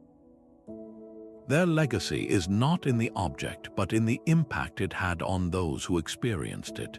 This contemporary lens is crucial because it reframes the ancient shadow architect not as a historical anomaly, but as a perpetual and essential figure in human creativity. The impulse to build for the moment, to make a powerful statement that doesn't need to last forever, is a fundamental part of who we are. In many ways, our fast-paced, digitally saturated world has only amplified the relevance of this practice. We are surrounded by design transients, from the 24-hour news cycle to the constantly refreshing stream of content on our devices. We have become a culture that, perhaps unconsciously, understands and appreciates the beauty and power of the fleeting. Yet, this new context also raises fresh and complex ethical questions about preservation and memory. In the past, the destruction of a sand mandala or a wooden pavilion was final. Today, we have the technology to preserve almost everything. Should we be digitally archiving every pop-up city, backing up every disposable app, and recording every augmented reality artwork? Or in doing so, are we fundamentally violating their intended purpose?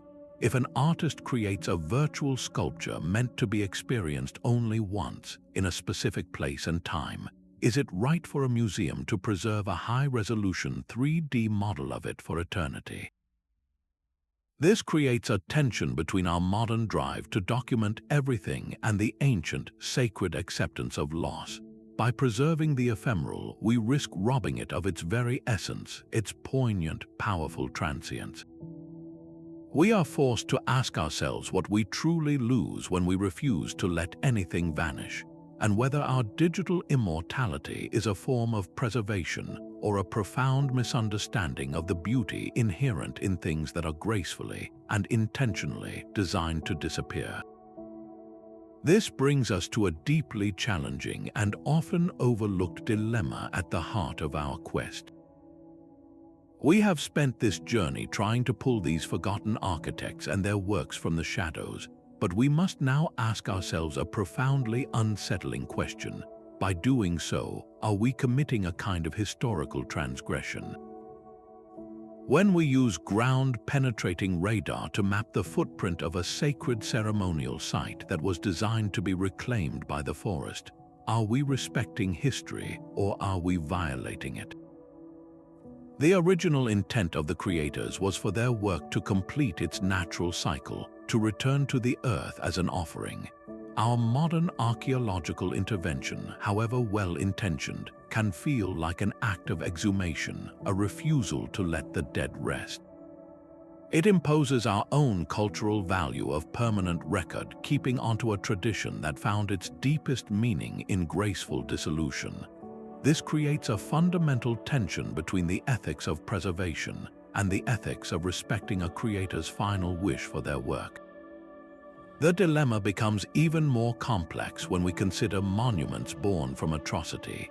Imagine uncovering the blueprints for a temporary scaffold used exclusively for public executions by a tyrannical regime.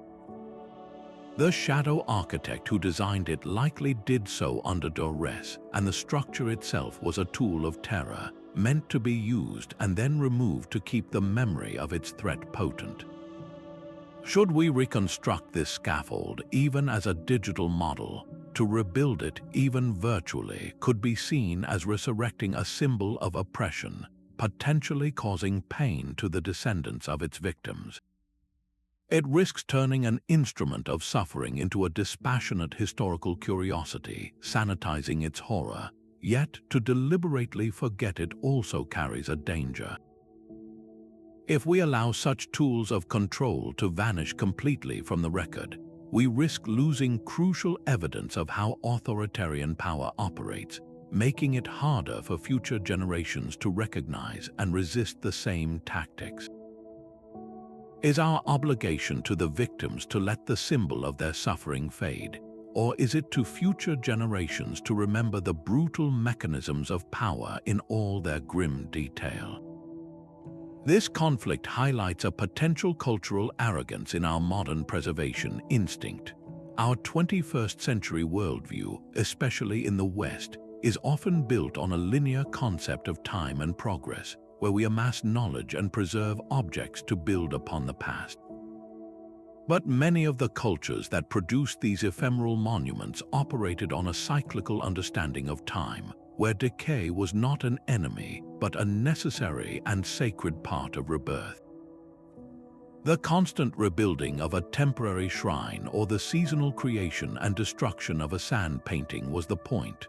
The spiritual power was in the act of doing, not in the static object that resulted. When we excavate, preserve, and display the fragments of these cycles in climate-controlled museum cases, we are, in a very real sense, breaking that cycle. We are taking a living, breathing spiritual practice and freezing it into a dead artifact, fundamentally altering its meaning to fit our own cultural framework. We are collecting the cocoon and marveling at its structure, while completely missing the beauty and purpose of the butterfly it was meant to release. So where does this leave us? There are no simple, universal answers. The ethical path is not a straight line but a winding, context-dependent journey that requires immense humility and a commitment to dialogue. It forces us to move beyond our default setting of preserve everything and instead ask a more nuanced set of questions for each discovery. What was the original intent? Who benefits from remembering and who might be harmed? Can we find a way to honor the transient nature of a work while still learning from it? Perhaps the solution lies not in physical reconstruction, but in documenting the process, the ritual of its creation and destruction, thus preserving its philosophical meaning without violating its physical impermanence. In some cases, the most respectful act might be to record the site's location and then leave it undisturbed, allowing the shadow architect's intended purpose to finally be fulfilled. This difficult, ongoing conversation between the past's intent and the present's curiosity is not a problem to be solved, but a responsibility to be carried with care, a reminder that in our quest to illuminate the shadows, we must be careful not to blind ourselves to the subtle truths they were designed to hold.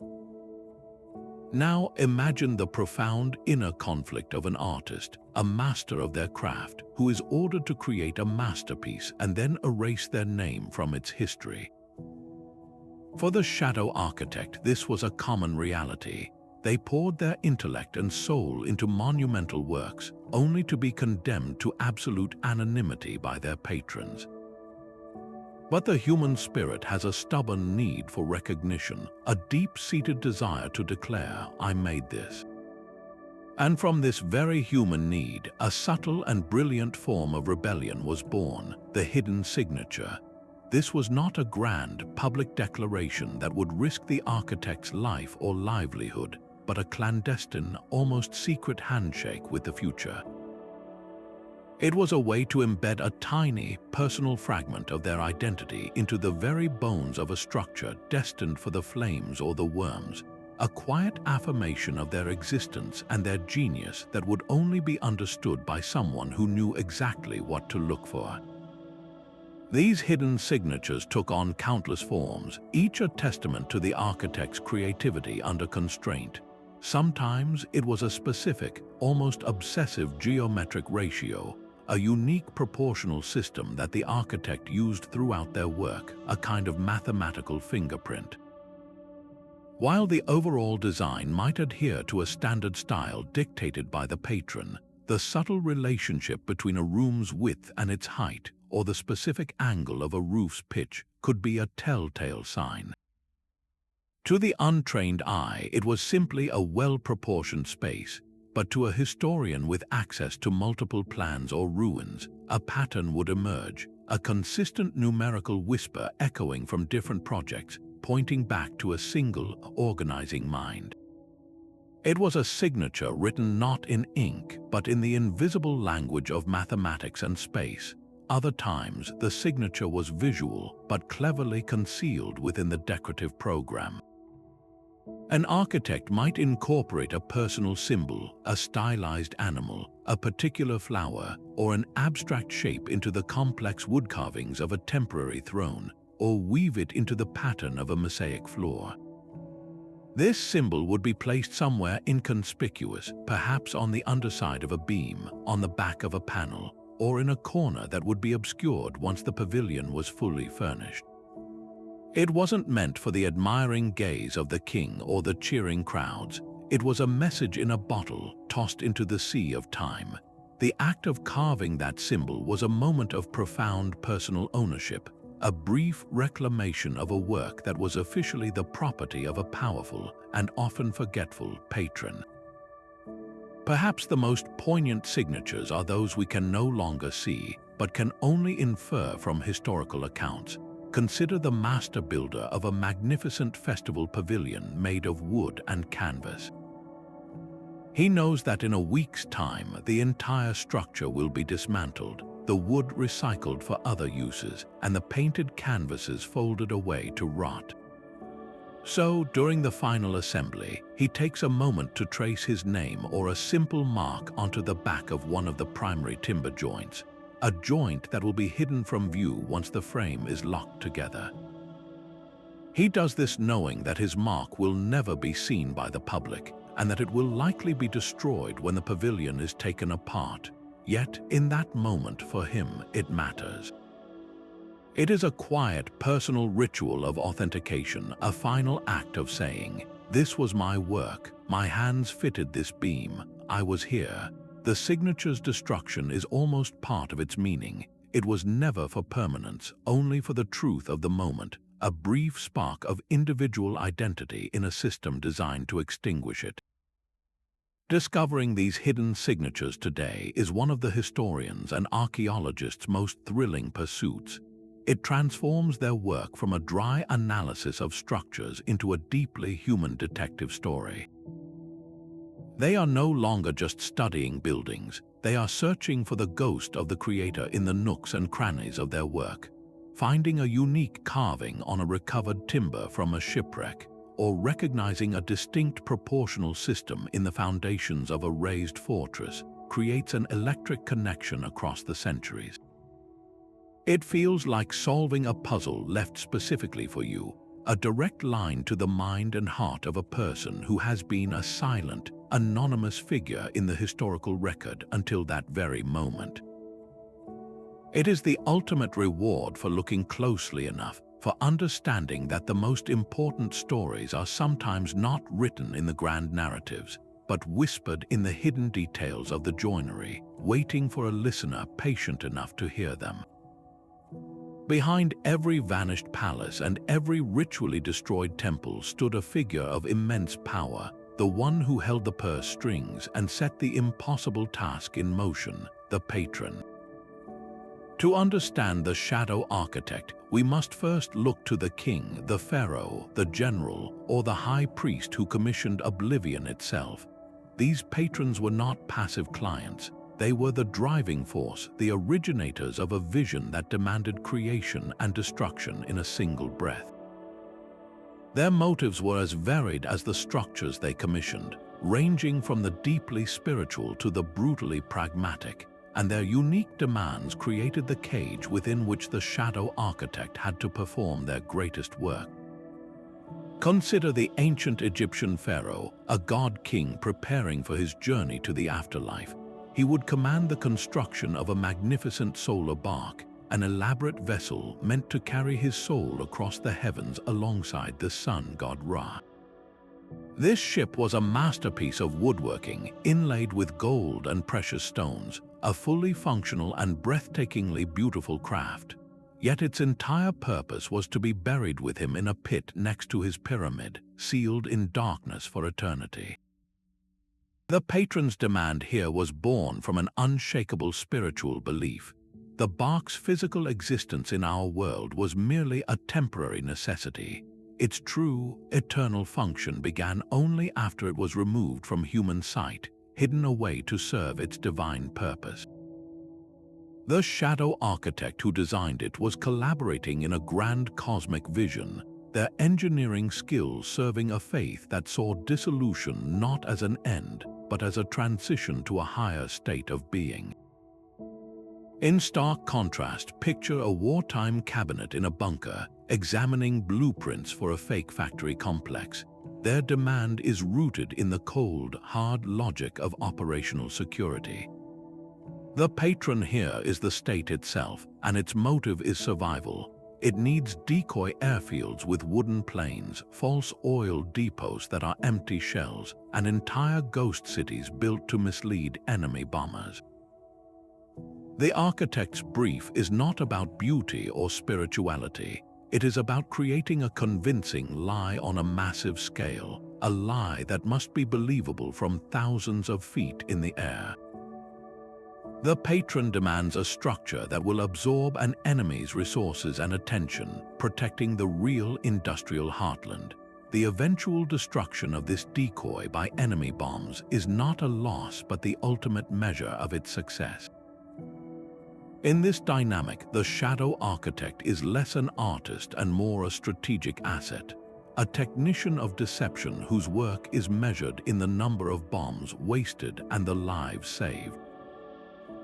Then there is the patron, driven by a desire for an exclusive, one-of-a-kind experience, the monarch who wants a festival so spectacular that its memory will be seared into the minds of every guest, precisely because it can never be repeated. Think of the legendary Field of the Cloth of Gold, the summit in 1520 between King Henry VIII of England and King Francis I of France. Each king tried to outdo the other with temporary palaces of unprecedented luxury, built from timber and vast expanses of silk and velvet. These were not meant to last beyond the few weeks of the summit. The patron's demand here was a display of contemptuous wealth so vast that he could literally burn it for a moment's political theater. The architect was tasked with creating the illusion of permanent grandeur using inherently temporary materials, knowing the entire glorious fabrication would be dismantled and packed away the moment the last toast was made. The patron's power was demonstrated not by what endured, but by what he could afford to throw away. This relationship between the all-powerful patron and the technically brilliant architect was a delicate and often perilous dance. The balance of power was almost always lopsided. On one end of the spectrum, you had the willing collaborator, an architect who shared the patron's spiritual vision or patriotic fervor. This was a partnership, a meeting of minds where the architect's genius was fully unleashed in service of a shared, extraordinary goal. But on the other end, you find the coerced technician, the brilliant mind forced to serve a tyrant's whim. Imagine an engineer under a totalitarian regime, ordered to design a more efficient system for a mobile execution van or a propaganda stage for a mass rally. For these individuals, their creativity was shackled to a monstrous purpose. They worked under the constant threat of punishment, their moral compass shattered, their professional skills weaponized for control and terror. The constraints here were not just material or temporal, but deeply psychological, a prison of fear that shaped every line they drew. Ultimately, the patron's demand set the entire framework for the shadow architect's endeavor. It was the patron who provided the vast resources, the gold, the timber, the legions of workers, and who defined the non-negotiable terms of the project's ephemeral nature. They dictated the timeline, the budget, and the ultimate paradoxical fate of the structure. By understanding the patron's motives, whether a pharaoh's faith, a general's strategy, or a king's vanity, we can begin to see the immense pressure under which the architect operated.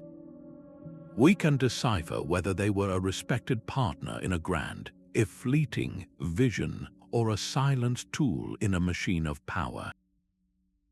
This complex dynamic, this interplay of resources, vision, and enforced secrecy, is the crucible in which the art of vanishing architecture was forged, a testament to the fact that the most powerful statements are sometimes made not by the one who builds, but by the one who commands that it all be taken away. Walk into a modern art gallery today, and you might find yourself standing before a massive, glistening block of ice, carved into the shape of a polar bear. As you watch, water slowly drips from its body into a shallow basin below, the form gradually losing its definition, its very essence returning to a liquid state. This is not a failure of the artwork, it is the artwork itself. Or travel to a remote coastline and find a monumental spiral jetty built from local stones, its form patiently awaiting the inevitable high tide that will scatter its carefully arranged pattern back into the sea. These contemporary creators are not merely artists, they are the direct and conscious heirs to the ancient shadow architects, having fully embraced impermanence not as a limitation, but as their primary medium. They wield melting ice, biodegradable pigments, and shifting sands to craft powerful commentaries on the most pressing issues of our time, from the relentless pace of climate change to the emptiness of consumer culture and the fragile, fallible nature of our own memories. In their hands, the planned demise of a structure is not an ending, but the climax of its message, a visual poem about the world we live in and the legacy we are leaving behind. These modern practitioners face the exact same conundrums that challenged the builders of Mongol palace tents or Tibetan sand mandalas. How do you engineer a towering sculpture from a material as inherently unstable as compacted snow, ensuring it stands long enough to make its impact but not so long that it overstays its purpose? An artist like the Brazilian neo-concrete sculptor Lydia Clark explored this through her participatory works, where the public was invited to handle and rearrange the pieces, making the artwork's form transient and dependent on human interaction. Or consider the intricate installations of artist Andy Goldsworthy, who works directly in nature, creating stunning, delicate webs of icicles, arches of autumn leaves, or patterns of flower petals. His process is a race against the sun, the wind, and the tide, and his only record is a photograph. He must possess a profound understanding of his materials, knowing which type of leaf has the right tensile strength, how the moisture in a rock will affect the adhesion of another, or precisely how long a structure of icicles will hold before succumbing to the midday thaw. This is not random play. It is a highly disciplined form of engineering where the architect must collaborate with entropy itself, designing a beautiful failure into the very heart of their creation. This radical approach throws a direct and powerful challenge at the foundations of the traditional art market, which is built almost entirely on the principles of permanence and ownership. For centuries, value in art has been tied to an object's durability, its authenticity, and its ability to be bought, sold, and collected. A painting is an asset. Its condition is meticulously maintained, and its provenance is a key part of its worth. But what is the market value of a puddle of water that was once an ice sculpture? How do you auction a pattern in the sand that has already been washed away? These ephemeral works force us to confront a difficult question: where does the true value of art actually reside? Is it in the physical object we can possess, or is it in the intangible experience, the moment of awe, the spark of an idea, the emotional resonance that lingers long after the last grain of sand has been swept into the river? By making their work impossible to own in a conventional sense, these artists liberate it from the vaults of collectors and redirect our attention to the fleeting, shared experience of its existence, arguing that the most profound artistic encounters are those that live on in memory, not in a storage locker. The philosophical threads connecting these modern installations to their ancient predecessors are unmistakable and profound. The Tibetan monk who destroys a sand mandala to teach non-attachment, and the environmental artist whose ice polar bear melts to illustrate the fragility of our ecosystem are engaged in the very same practice. Both use the deliberate, graceful dissolution of a beautiful object to deliver a powerful lesson about the nature of reality. One lesson is spiritual, concerning the inner self. The other is ecological, concerning the external world. Yet both are rooted in the core understanding that all things are transient. The medium may have evolved from colored sand to digital pixels or biodegradable foam, but the central message remains timeless, clinging too tightly to the material world, whether out of spiritual desire or consumerist greed, leads only to suffering. The modern shadow architect simply updates the sermon for an age confronted with planetary crisis, using the vocabulary of contemporary art to remind us that our entire civilization, like a sculpture of ice, is in a constant state of flux, and that our attempts to build forever are often an illusion. This living, breathing practice of ephemeral art is not confined to galleries and remote landscapes. It is actively seeding a new way of thinking about our shared urban spaces. Imagine a pop-up park that materializes for a single weekend in a vacant city lot, complete with temporary gardens, seating, and performance areas, creating a vibrant community hub where none existed before.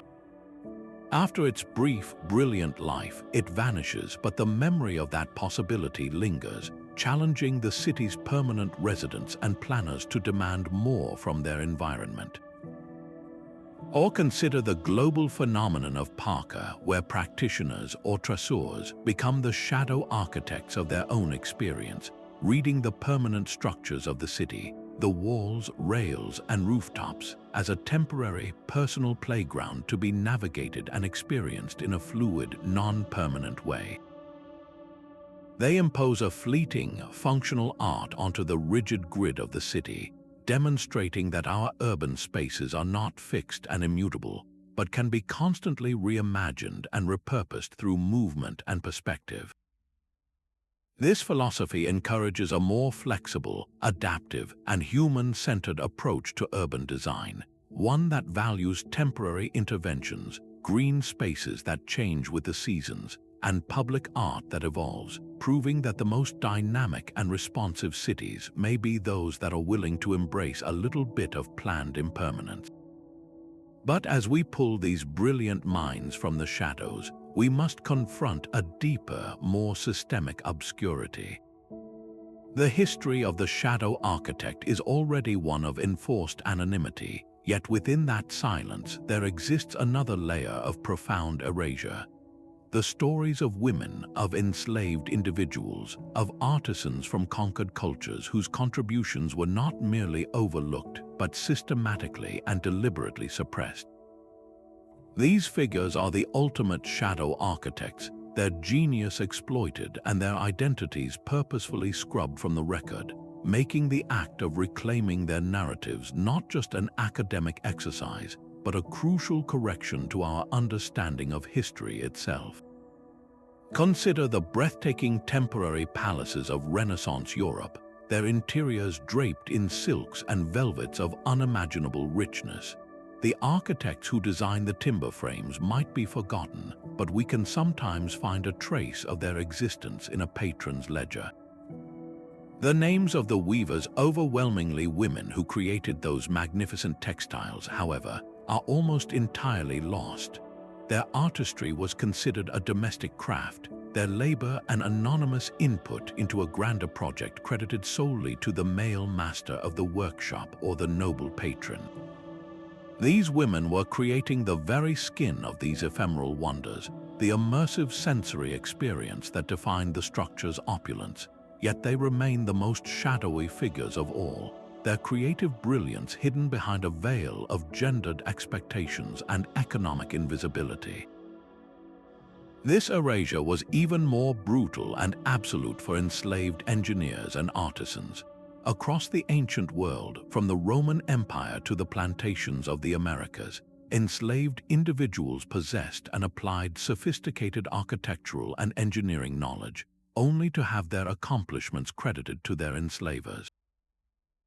When a Roman general erected a formidable temporary fortification during a campaign, the credit went to him, the commander. The actual labor of surveying the land, calculating the dimensions of the ramparts, and directing the construction was often carried out by enslaved men who were experts in military engineering, their skills born of necessity and sharpened by experience. Their identities were subsumed into the property of their master, their genius treated as a mere extension of his will. In the 18th century, the magnificent ironwork gates and intricate brickwork of temporary market structures in the Caribbean or the American South were frequently the work of enslaved blacksmiths and masons, individuals whose profound technical skill and artistic sensibility were legally owned by others. Their legacy is a haunting paradox. Their hands shaped the physical world, often with incredible ingenuity, while the historical record treated them as invisible, their personhood and their contributions denied in one crushing, simultaneous act.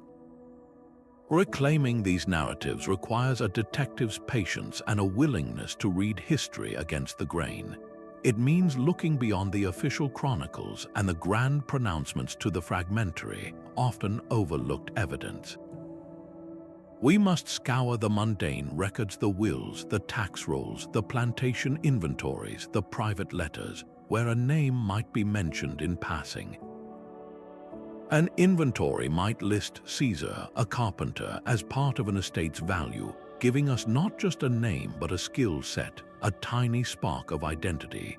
We can analyze the architectural fingerprints left in the work itself.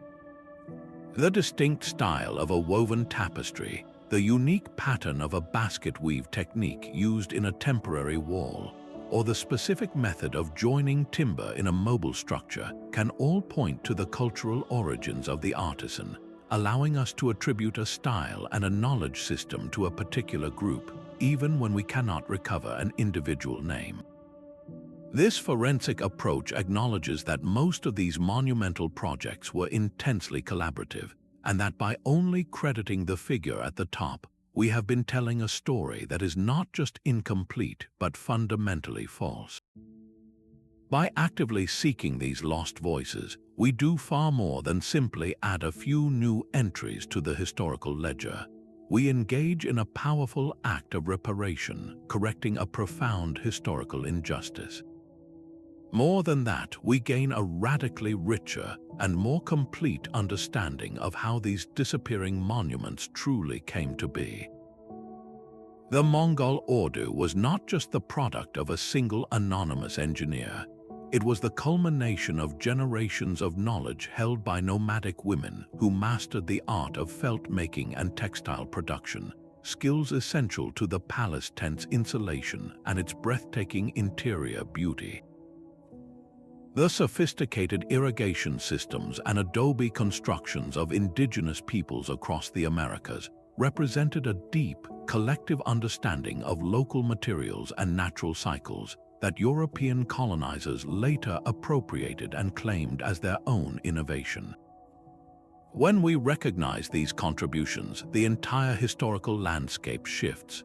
We move from a narrative of lone, male genius to one of collaborative, cross-cultural exchange, often born from the brutal dynamics of power and oppression, but revealing the indomitable nature of human creativity, even in the face of systematic erasure. This re-evaluation forces us to see the shadows not as empty voids, but as spaces teeming with the ghosts of the forgotten, waiting for us to finally acknowledge their essential role in shaping the ephemeral world. The most powerful legacy of the shadow architect is not a structure you can visit or touch, but a profound and echoing silence. It is the paradox of the void, the undeniable truth that an absence can often shout louder and with more complexity than any presence ever could.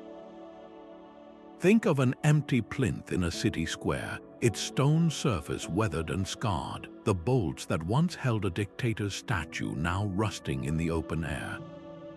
That emptiness is not a lack of something, it is a physical statement. It tells a story of a people's revolution, a collective act of toppling, a moment when a symbol of oppression was violently rejected.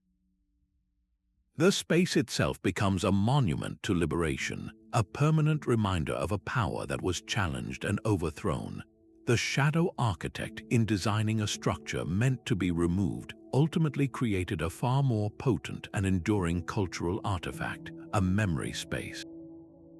This is not a space defined by bricks and mortar, but by the stories, the arguments, the grief, and the hopes that people project onto it. It becomes a blank canvas upon which a community constantly paints and repaints its understanding of itself, forcing a never-ending renegotiation of the past and a continuous debate about future values. This power of the void extends far beyond political revolutions. Consider a vacant lot in the heart of an ancient city, where archaeological digs have revealed the foundations of a grand temple that was deliberately razed centuries ago. The emptiness there speaks of a different kind of conflict, a religious schism, a conquering army imposing a new god, or a regime methodically erasing the spiritual heart of a subjugated culture. That empty space becomes a focal point for loss, for cultural trauma that is passed down through generations, even if the specific knowledge of the temple fades.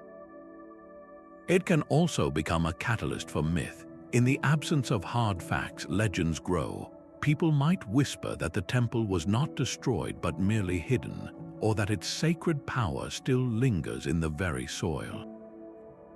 The shadow architect, by ensuring the physical structure vanished, inadvertently gave birth to an entire ecosystem of story and belief, a mythological landscape that is often more resilient and adaptable than any stone building could ever be.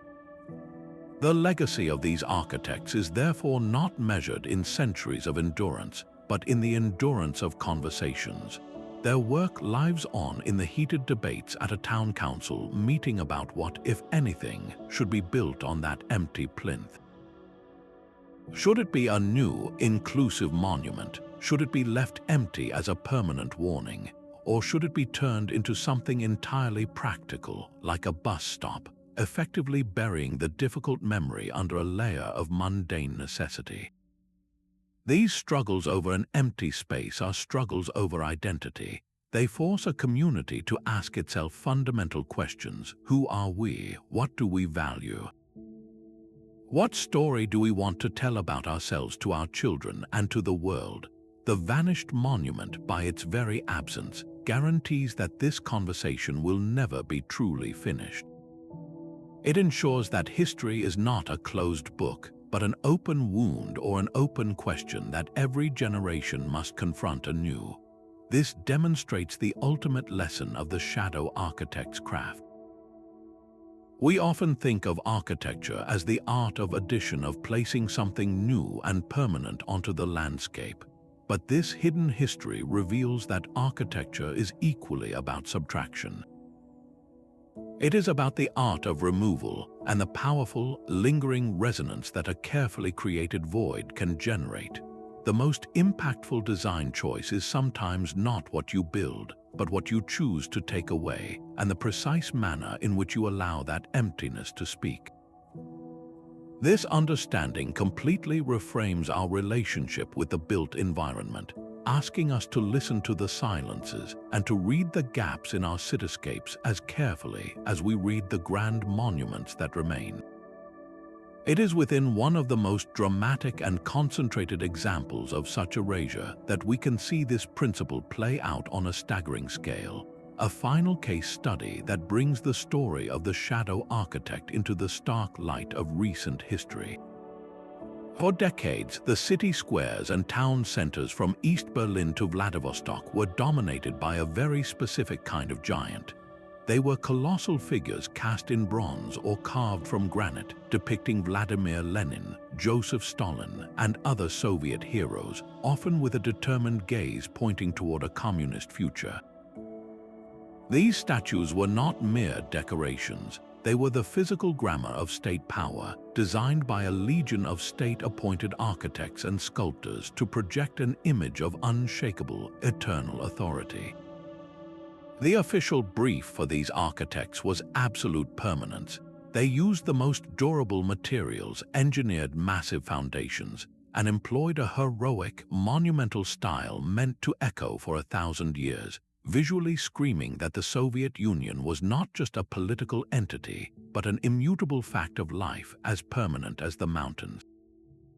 The architects themselves were craftsmen of the regime, working within a strict stylistic doctrine to create symbols that would, in theory, outlive them all, forever educating the masses in the righteousness of the party. Yet, in a breathtakingly short period, particularly around the revolutions of 1989 and the subsequent collapse of the USSR, these testaments to eternity underwent a spectacular and symbolic death. Their toppling was rarely a quiet act of removal. It was public theater, often as carefully choreographed in its destruction as it had been in its creation. Crowds would gather, cables would be lashed around the necks of these bronze titans, and with a collective heave, the symbol of decades of oppression would crash to the ground, met with cheers and the relentless flash of cameras. In a powerful inversion, the very permanence the architects had engineered, the sheer weight of the bronze, became a crucial part of the new spectacle. The heavier the statue, the more satisfying and definitive its thunderous fall. The architects who had designed these figures to stand forever as beacons of a permanent ideology had unwittingly become shadow architects. They had built the perfect props for a drama of liberation they never intended, their work violently repurposed into a symbol of the regime's fragility, its impermanence laid bare for the entire world to see. This dramatic shift reveals a profound truth about monumental architecture. Its meaning is never fixed, but is a constant negotiation between the builder's intent and the public's perception. The Soviet architects lost all control over their creation's narrative. The statue of Lenin that once meant progress to the party official now meant oppression to the factory worker. Its power was not inherent in its form, but was granted by the people who lived in its shadow. When that popular consent was withdrawn, the monument's meaning flipped instantly. It was no longer a revered leader but a despised idol, and its destruction became a necessary catharsis, a physical purging of the old system from the heart of the community. The architects had designed a closed story with only one ending, but the public wrote a new, explosive final chapter, demonstrating that a monument's ultimate purpose is decided not by its creator, but by its audience. The afterlife of these fallen giants is just as revealing. Instead of being melted down for scrap, many were collected and exiled to sprawling sculpture parks, like the Memento Park in Budapest or Grutas Park in Lithuania. These sites are strange, melancholic places, often located on the outskirts of cities. Walking among the deposed Lenins and Stalins, lined up in rows like captured soldiers, is a disorienting experience. The statues are stripped of their original power and context. They are no longer dominant figures in the daily life of the city. Instead, they have been transformed into museum pieces, objects of historical curiosity, and even dark tourism. This concentration of absence in the periphery is itself a powerful architectural statement. By removing these figures from the central squares, the post-Soviet nations reclaimed their most important public spaces. The void where a statue once stood became a site of possibility, a blank slate for a new national identity to be written. The empty plinth is a constant, silent teacher, reminding citizens of what was overthrown and the freedom that was won. The story of the Soviet monuments is therefore a masterclass in the principles of shadow architecture, even though its practitioners never set out to be anything but builders for eternity. It shows that the most permanent-seeming structures are always vulnerable to the tides of history. No plaque, no foundation, no ton of bronze can guarantee a monument's meaning or its survival. The shadows can claim even the most seemingly solid and eternal forms, repurposing them for a narrative their creators never imagined. The fallen Lenin, lying on its side in a park, is a humbling testament to the fact that all monuments in the end are temporary. Their true legacy is not in their endurance, but in the conversation they spark, first in their imposing presence, and then, even more powerfully, in their resonant and instructive absence. We began with a mystery, the vanished monument, and discovered a world of intentionality, genius, and profound philosophical statements. These architects of shadow were not failures. They were masters of a different discipline, one that valued impact over endurance and meaning over materiality. While our history books are filled with the names of those who built for eternity, we have uncovered a parallel tradition of creators who understood a more subtle truth. that the most powerful statement can be the one that knows exactly when to leave the stage. From the mobile palaces of the Mongols that moved like whispers across the steppe to the intricate sand mandalas of Tibet destroyed as an act of enlightenment, from the political spectacles of fallen statues to the sacred cycles of nature's reclamation, we have witnessed a stunning array of forms that all share one magnificent quality: they were designed to embrace their own end. This journey challenges the very foundation of how we measure legacy. We are taught to admire what lasts, to venerate the pyramids and the cathedrals that stand defiant against the centuries. But the shadow architects ask us to consider a different kind of power, the power of a perfectly timed disappearance. Their work demonstrates that true impact is not always a function of duration. A palace that can be conjured and dissolved in a week can project a more potent image of authority than one made of stone. A ritual diagram swept into a river can impart a deeper spiritual lesson than one carved in granite. These creators were not building for the distant future. They were crafting profound experiences for the present moment, understanding that a memory, a story, or a lesson can often travel farther and sink deeper than any physical object ever could. Their legacy, therefore, is not one of ruins but of questions. It teaches us to look at our own world with a more curious and critical eye. The next time you walk through a city square, pause for a moment at an empty plinth. That void is not an absence, it is a story. It speaks of something that was once there, something that was powerful enough to be erected, and then significant enough to be removed. Or consider a vacant lot, a patch of land that seems unremarkable.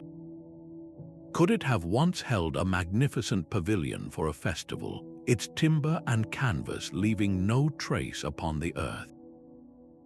Could it have been the site of a sacred grove, its temporary altars rebuilt with each season in a cycle we have long forgotten? The shadows of history are not empty spaces of forgetting. They are dynamic, resonant zones of memory and meaning, filled with the echoes of decisions, ceremonies, and genius that was meant to be fleeting. So let this exploration change your perception. When you see a child's sandcastle at the mercy of the tide or a chalk drawing on the pavement fading in the rain, recognize the same ancient impulse, the human desire to create something beautiful, fully aware of its temporary nature. There is a profound courage and wisdom in that act. The architects of shadow, from the unknown engineers of the Mongol orders to the monks destroying their mandalas, invite us to find a different kind of value in the world around us.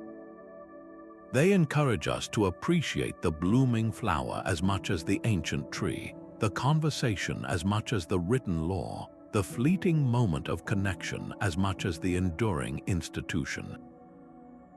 Their greatest lesson is that permanence is not the only measure of importance, and that by learning to appreciate what is designed to vanish, we might just learn to live more fully in the beautiful, transient present. If this exploration into the world of ephemeral architecture has sparked your curiosity, take a moment to look around your own life. You'll find the spirit of the shadow architect everywhere. It's in the intricate sandcastle you built as a child, knowing full well the tide would inevitably claim it. It's in the carefully sculpted snowman standing sentinel in the yard, destined to shrink under the sun's gaze.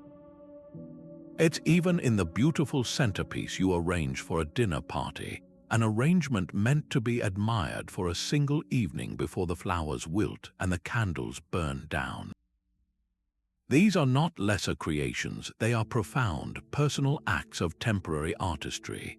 They remind us that the drive to build something beautiful, fully aware of its fleeting nature, is a fundamental part of being human. It's a quiet acceptance that some of the most meaningful things are not meant to be preserved under glass, but to be experienced wholly in their moment, and then released with a sense of gratitude for the beauty they brought, however briefly. We would love to continue this conversation with you. Down in the comments, tell us about the most fascinating disappearing monument you've ever encountered, whether from history, from your travels, or even from your own imagination. Was it a legendary palace you read about, a temporary art installation that took your breath away, or a local structure whose vanishing left a lasting mark on your community? Your stories help us build a richer, more collective understanding of this hidden history. And if you want to join us as we venture further into the forgotten corners and untold stories of our past, please subscribe to the channel.